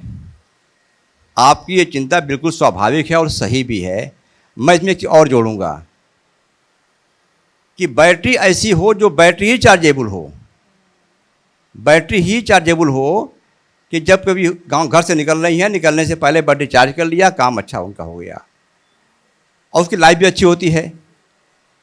तो आगे जो भी खरीद की जाएगी उसमें ध्यान दिया जाएगा कि ये बिंदु ज़रूर रहें। साथ में जो भी खरीदारी हो यह भी रहेगा कि उनकी अच्छी क्वालिटी भी हो, उनकी लंबी एक्सपायरी भी हो। तो इन दोनों बिंदुओं पर काम किया जाएगा। गुणवत्ता से समझौता कोई नहीं होगा। सर, योगी सरकार का बड़ा जोर रहता है मॉनिटरिंग को लेकर, हेल्थ सेक्टर में खास तौर से जब हम बात करते हैं। बलिया में मॉनिटरिंग कैसी हो रही है? यूपी में एक समय रजिस्टर में तो सब कुछ ठीक ठाक चलता था, लेकिन हकीकत में होता नहीं था। अभी क्या स्थिति है सर? अब हम कुछ छिपा सकते ही नहीं हैं। कारण क्या है? हमारी आशाएं हैं, हमारी एएनएम है, जो भी काम कर रही हैं बेचारी, बड़ा अच्छा काम कर रही, बड़ी मेहनत कर रही हैं लोग। उनका सब कुछ रिकॉर्ड नामवार पड़ा हुआ है हमारे यूबिन पोर्टल पर, हमारे ई कवच पर, और ये रिकॉर्ड जो है उनके आधार कार्ड के अनुसार है। तो अब इतना ऑथेंटिक डाटा हो चुका है, या फिर उनकी आभा आईडी बनने जा रही है, बन रही है। तो ये डाटा इस तरह के बन रहे हैं कि जिनमें किसी तरह के संदेह की कोई गुंजाइश है ही नहीं। अब तो जो कुछ भी है सामने वो सही है और पुख्ता है, उसमें कोई दिक्कत नहीं रह गई है। रही बात छिपाने की, तो जनपद स्तर से इसकी लगातार मॉनिटरिंग हो रही है। मॉनिटरिंग के कई स्तर हैं। मेरी अलग से बात हो गई, मान लीजिए हमारे जितने ACMO हैं, डिप्टी CMO हैं, फिर उनके नीचे के और लोग भी हैं, वो लोग भी सेशंस पर जा कर के देख रहे हैं काम की क्वालिटी को। हमारा खुद एक मॉनिटरिंग ग्रुप होता है WHO का, उसका फीडबैक आ रहा है। किसी भी फीडबैक को संजीदगी से लेते हुए तत्काल प्रयास होता है कि सुधार बढ़िया हो और आगे पुनरावृत्ति न हो। सर, एक समय था जब मरीज अस्पताल पहुंचता था, लेकिन ना कंपाउंडर मिलते थे, ना डॉक्टर मिलते थे। हालांकि इस पे लगाम लगाई गई है, काफ़ी जो सुधार है वो भी हुआ है, लेकिन पहले क्या जो स्थिति है वो थी, और अभी की अगर बात करी जाए सर तो क्या है? मैं जब आज ज्वाइन किया था तो 2 तरह के फ़ोन बहुत आए। एक फ़ोन ये आया कि अस्पताल में डॉक्टर नहीं आए, अस्पताल नहीं खुला है, रात में डॉक्टर नहीं मिले। कम से कम अब ये फ़ोन आने बंद हो गए हैं या नाम मात्र के रह गए हैं। इसका मतलब कुछ फ़र्क तो पड़ा। ये तो जो हमको फ़ोन से बात होती थी मैं देख पा रहा हूँ। दूसरा ये भी है कि जब भी कभी मैं जूम मीटिंग करता हूँ अपने अधिकारियों की, तो ये बात हमारी अवश्य रहती है कि अस्पताल के खुलने, इमरजेंसी सेवाओं के होने और उनके साथ अच्छे व्यवहार, इनमें किसी तरह की कोई शिकायत नहीं मिलनी चाहिए, ये गंभीर होगा। तो रिपीटेडली ये बात कही जा रही लोगों से और बराबर संपर्क किया जा रहा है। किसी भी जनप्रतिनिधि की या कहीं से भी कोई जब शिकायत आती है, उस समय मैं प्रयास करता हूँ जाने की तह तक कि समस्या पैदा हुई क्यों, अंत में कारण क्या रहा होगा इसका। इस उद्देश्य से ये अंतिम समस्या हो, आगे इस तरह कोई व्यवस्था ना पैदा हो। सर, वैक्सीनेशन जो है वो स्वास्थ्य सेवाओं का एक अहम हिस्सा है। अब अगर बलिया की बात करें तो यहाँ पर वैक्सीनेशन को लेकर क्या स्थिति है? जो डाटा मॉनिटरिंग का है उसके अनुसार 83%, रिपोर्ट डाटा 92% है। दिक्कत आती है 2 स्थानों पर। एक, कुछ परिवार हैं जो किसी कारण से, किसी भ्रम के शिकार हैं और टीकाकरण करवाने से भागते रहते हैं। दूसरे वो हैं जिनको टीका लग गया था, कोई समस्या आ गई थी, बुखार आ गया था, दर्द हो गई थी, सूजन आ गई थी, ठीक से हमारे स्वास्थ्यकर्मियों ने उनको बताया नहीं कि टीका लगने के बाद दर्द हो भी सकता है, बुखार हो भी सकता है, और कैसे इसको ठीक करेंगे। ये जो संवाद की कमी आई, कुछ इस कारण से भी लोग दूर हुए। ये सभी लोग चिन्हित हैं, सबको पता है, हमारी हर आशा को पता है, हमारी एएनएम को पता है। ऐसे कौन से लोग हैं जिनका टीका लग नहीं पा रहा है। एक समस्या और भी है, वो है माइग्रेशन की। डाटा कहता है कि इतने लोग जनपद में होने चाहिए, लेकिन जो माइग्रेट किए हुए हैं वो भी इसी के एक पार्ट हैं। तो हम लाख प्रयास भी कर लेंगे तो 100% तो कहीं पहुँचेंगे ही नहीं। जो माइग्रेट करके वहाँ तो है ही नहीं कभी। सर, HPV वैक्सीन जो बच्चियों के लिए है, सर्वाइकल कैंसर समेत कई तरह के खतरों से भी बचाती है, और योगी सरकार का भी इस पर काफ़ी जोर है। बलिया में क्या स्थिति है सर? मैं ये बताना चाहूँगा कि महामहिम माननीय राज्यपाल महोदय का कल का निर्देश है कि 31 अगस्त तक प्रदेश के सभी बच्चियों को जो 14 वर्ष से बड़ी हैं और 15 वर्ष तक की हैं उनका टीका लग जाए, और इस महीने में एक अभियान का रूप लेते हुए हर बच्ची को टीका लगवा दिया जाए। जो अब तक जनपद की प्रगति है कि आबादी का लगभग 1% ये बच्चियाँ होती हैं जो लगभग 38,000 के आसपास में हैं, और अब तक लगभग 11,200 बच्चों को टीका लग चुका है, जो लगभग 29% है।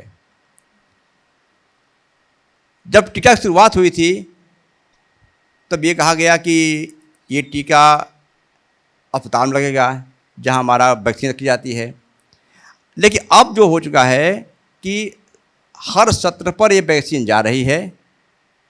हर सत्र का मतलब ये हो गया कि एक सत्र लगभग 1000 की आबादी में है और 1000 की आबादी में लमसम 10-12 बच्चियाँ केवल हैं। तो अब हम लोगों के घर तक पहुंच रहे हैं। गैप कहाँ आ रहा है? गैप है कुछ लेकर भ्रांतियों को। भ्रांतियाँ क्या मन में आ रही हैं? टीका लगवा लेंगे तो ये समस्या आएगी, वो समस्या आएगी। 2006 से टीका चल रहा है। 2023 दिसंबर के रिकॉर्ड के अनुसार 50 करोड़ बच्चों को, 50 करोड़ महिलाओं को टीका लग चुका है। कालांतर में सारी महिलाएं मां बनी हैं। तो ये भ्रम पालना कि टीका लगाने से कोई समस्या आएगी, अपने आप में ही गलत हो गया। अपने देश में भी प्राइवेट सेक्टर में टीका बहुत दिनों से लग रहा है। 4,000 से 5,000 का इसका दाम हुआ करता था, तो आम लोगों की पहुंच से बहुत दूर था। अब शासन ने इसको फ्री कर दिया। गार्डासिल 4 नाम की वैक्सीन है और ये वैक्सीन बहुत ही सुरक्षित है। जिन महिलाओं को लगाया गया, जो डाटा निकल के आया कि सर्वाइकल कैंसर अर्थात बच्चेदानी के कैंसर में 99% गिरावट आई। ये बड़ा भारी वरदान रहा। उम्मीद करेंगे कि लोग सहयोग करेंगे और इस पुनीत कार्य में हमारा हाथ बढ़ाएंगे। बिल्कुल सर, और मैं उम्मीद करूंगी कि DDUP के जो तमाम दर्शक अभी आपको सुन रहे हैं, जो भी आपने यहाँ से मैसेज दिया उसके बारे में सोचें और HPV वैक्सीन को लेकर जो भी भ्रांतियां हैं दिमाग में वो निकाल दें। सर, अगर हेल्थ सुविधाओं की बात करें तो कनेक्टिविटी पर काम होने से अब उन गाँव तक भी पहुंच बन रही है जहां पर पहले जा पाना असंभव था। अब अगर बलिया की बात करें तो क्या स्थिति है? जहाँ तक सवाल कनेक्टिविटी का है, जब से हमारी आशा बने आई, एक चमत्कार पैदा हुआ। चमत्कार इसलिए पैदा हुआ कि ये उसी गांव की थी, लोगों को जानती पहचानती थी, और कुछ लोगों ने तो इतना बढ़िया काम किया कि लोगों की प्रिय भी नहीं बनी, बल्कि उस गांव का जो हेल्थ स्ट्रक्चर है वो काफ़ी अच्छा बन भी गया। ये वो कनेक्शन था जो कि गांव को हमारे अस्पताल से जोड़ रहा था। तो उनके आने से बड़ा बदलाव हुआ। एनएम साथ लगी, स्टाफ साथ लगा, और अब तो एक बदलाव और आया कि इनको जानने समझने के लिए हमारे कई पोर्टल आ गए। उन पोर्टल के माध्यम से हम देख पाते हैं कहाँ पर कार्य हो रहा है। यहाँ तक देख पाते हैं कि आज से 5 दिन बाद कहाँ पता लगेगा। ये आम पब्लिक के लिए सुलभ है, आराम देख सकती है उसको है। तो डाटा जो है वो सुलभ है, और डाटा से बड़ी चीज़ कि कार्य भी सुलभ है, कार्य भी अच्छा हो रहा है, लोग कार्य भी कर रहे हैं। सर, भारत में और ख़ासतौर से यूपी में एक आदत होती है लोगों में कि हम तो ठीक हैं, कोई भी चेकअप कराने डॉक्टर के पास नहीं जाएंगे। लेकिन सर, अगर चेकअप नहीं कराया जाएगा तो जो बीमारियां हो सकती हैं उनके बारे में पता ही नहीं लग पाएगा। ग्रामीण इलाकों में ये दिक्कत ज़्यादा देखी जाती है। लोगों को कैसे अवेयर कर रहे हैं कि जो नियमित हेल्थ चेकअप है वो लोग करा सकें? उत्तर प्रदेश सरकार की एक पहल हुई। पहल तो पूरे देश की है, लेकिन एक पहल हुई, कम्युनिटी हेल्थ सेंटर के रूप में नियुक्ति की गई आयुष्मान आरोग्य मंदिरों पर। ये वो लोग हैं जो वेल क्वालिफाइड हैं, और इनको 6 महीने का प्रशिक्षण के बाद परीक्षा जब पास कर लिए तब यहाँ पर आए हुए हैं। और पोस्टिंग कहाँ की गई इनकी? गांव के अंदर। तो इतने बड़ी अच्छी पहल है कि एक क्वालिफाइड व्यक्ति उनको मिल रहा है। दूसरा क्या हुआ, उनके पास 14 प्रकार के जांचों को करने के सामान मिल गए। जो कुछ आम चीज़ें होती हैं, बीपी है, शुगर है, ये सारी जांच की व्यवस्था अब अपने गांव में ही सुलभ है। कहीं बाहर नहीं जाना उनको है। मॉनिटरिंग करना हो गांव में कराओ मॉनिटरिंग लो। तो ये गांव के सीएचओ के माध्यम से जुड़ने की जो पहल आई,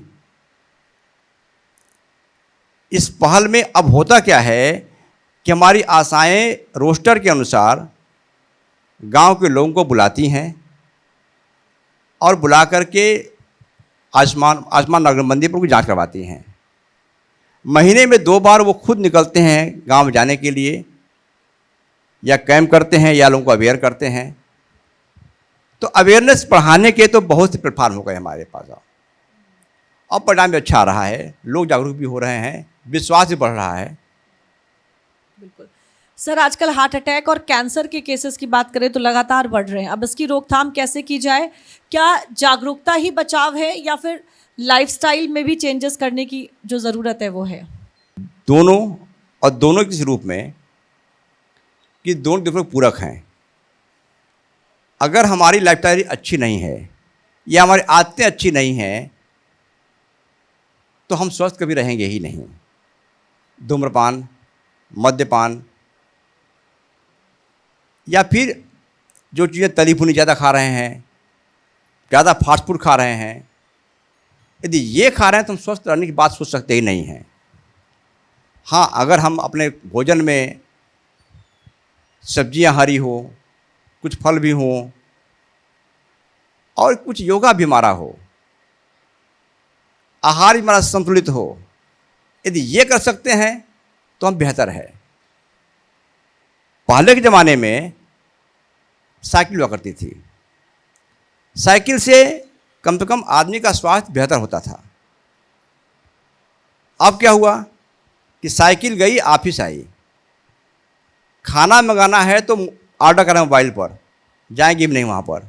तो जो हमारी लाइफ स्टाइल ऐसी हो गई कि हम बिल्कुल एक स्थान पर रहें, तो क्या हुआ कि जो हम कुछ खाए पिए, जो चर्बी अंदर गई वो नसों में जमती गई, नसें सख्त होती गई, और जब नस सख्त होती गई तो दुष्परिणाम इसका आया कोलेस्ट्रॉल आया, बीपी के रूप में।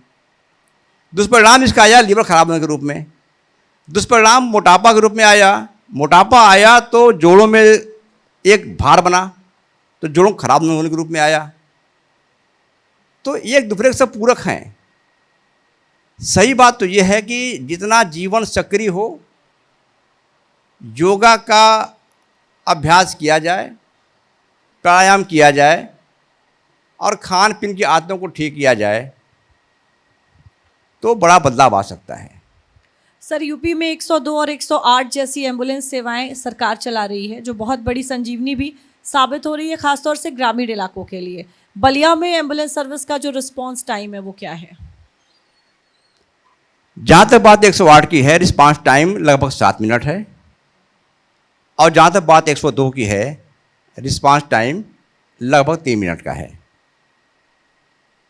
एक बात बताना चाहूँगा 102 के बारे में कि ये सेवा माँ के गर्भ में बच्चे को आने से लेकर उसके 42 दिन, पैदा होने के बाद 42 दिन तक, और जब बच्चा पैदा हुआ उसको साल भर तक घर से अस्पताल तक लाने, अस्पताल से घर तक छोड़ने के लिए निःशुल्क है। तो एक बड़ा भारी वरदान है। अब वो अस्पताल बलिया है कि बलिया को जाना पड़ रहा है बनारस, सब कुछ निःशुल्क है। यही कहानी आपकी 108 की। 108 कर रही है। 108 को चाहे जहाँ जाना पड़े, रिफर हो रहा है, लेकर जाएगा, फ्री में ले जाएगा। सबसे अच्छा बदलाव क्या इसमें आया कि पहले क्या होता था कि कहीं पर कोई दुर्घटना हो गई, अब व्यवस्था हो रही है कि कोई आएगा, कोई गाड़ी आएगी तो गाड़ी कौन करेगा। अब एक फ़ोन करना है, 108 आएगी, लेकर अस्पताल पहुंच जाएगी। तो जिंदगियां बचनी शुरू हुई हैं। ये वरदान तो है। सर, यूपी में मेडिकल इंफ्रास्ट्रक्चर पर जो काम हुआ है उसका जो सबसे बड़ा फायदा है वो ये है कि मातृ और शिशु मृत्यु दर में कमी आई है। बलिया में क्या स्थिति है अभी? डाटा कोई अलग से नहीं आता है जिले का, जो जिला प्रदेश का है 154 का, वही जिला चल रहा हमारा भी है। और उम्मीद है कि हम लोग सुविधाएं बेहतर देंगे, ध्यान देंगे कायदे से, लोगों को सेंसिटाइज करेंगे तो बदलाव और भी अच्छा आएगा। स्वास्थ्य विभाग का जो मूल है कार्य करने का वो दो ही है ये केवल। एक कि मातृ मृत्यु दर बहुत कम हो जाए और एक बच्चों की मृत्यु दर बहुत कम हो जाए। इन दो पर आधारित सारे कार्यक्रम चल रहे हैं हमारे। और स्वास्थ्य विभाग एक ऐसा विभाग है जिसका अभियान शुरू होता है तब से जब बच्चा माँ के गर्भ में आता है और जब तक वो जिंदा रहता है तब तक इसका काम चलता रहता है। तो हमारी सेवाएं तो वहाँ हर स्तर पर जुड़ी हुई हैं। और इसका मतलब ये हुआ कि हमारी जिम्मेदारियां और हमारी संवेदनशीलता दोनों बढ़ जाती हैं। दक्षता हो यह आवश्यक है, लेकिन उसके साथ साथ तत्परता भी हो और संवेदनशीलता भी हो। सर, इसी कड़ी में मेरा अगला सवाल भी है, संस्थागत प्रसव यानी स्वास्थ्य केंद्रों पर डिलीवरी होना, उसकी क्या स्थिति है? क्योंकि ग्रामीण इलाकों पर देखिए ज़्यादातर जो डिलीवरी है वो घर में ही हो जाती है, बच्चों का जन्म घर में ही हो जाता था। पहले तो ये संख्या ज़्यादा थी, लेकिन अब कितनी स्थिति बदली है? मैं इसको इस रूप में कहूँगा कि प्रसव घर पर तो नहीं हो रहा है। हाँ, ये है कि कुछ अनट्रेंड लोग हैं जिनके यहाँ प्रसव जा रहा है, तो ये एक बहुत ही खराब समस्या है। और इसके चिन्हीकरण के लिए मैंने अपने सभी एमवाईसी को बोल दिया है कि मुझे उन सभी क्लिनिक का, अस्पतालों का और स्थानों का नाम बता दें जहाँ पर कि जो लोग रजिस्टर्ड नहीं हैं, सेवाएं दे रहे हैं, जिससे प्रशासन का सहयोग लेते हुए एक अचानक छापेमारी हो और उन्हें बंद कराया जाए। दूसरा,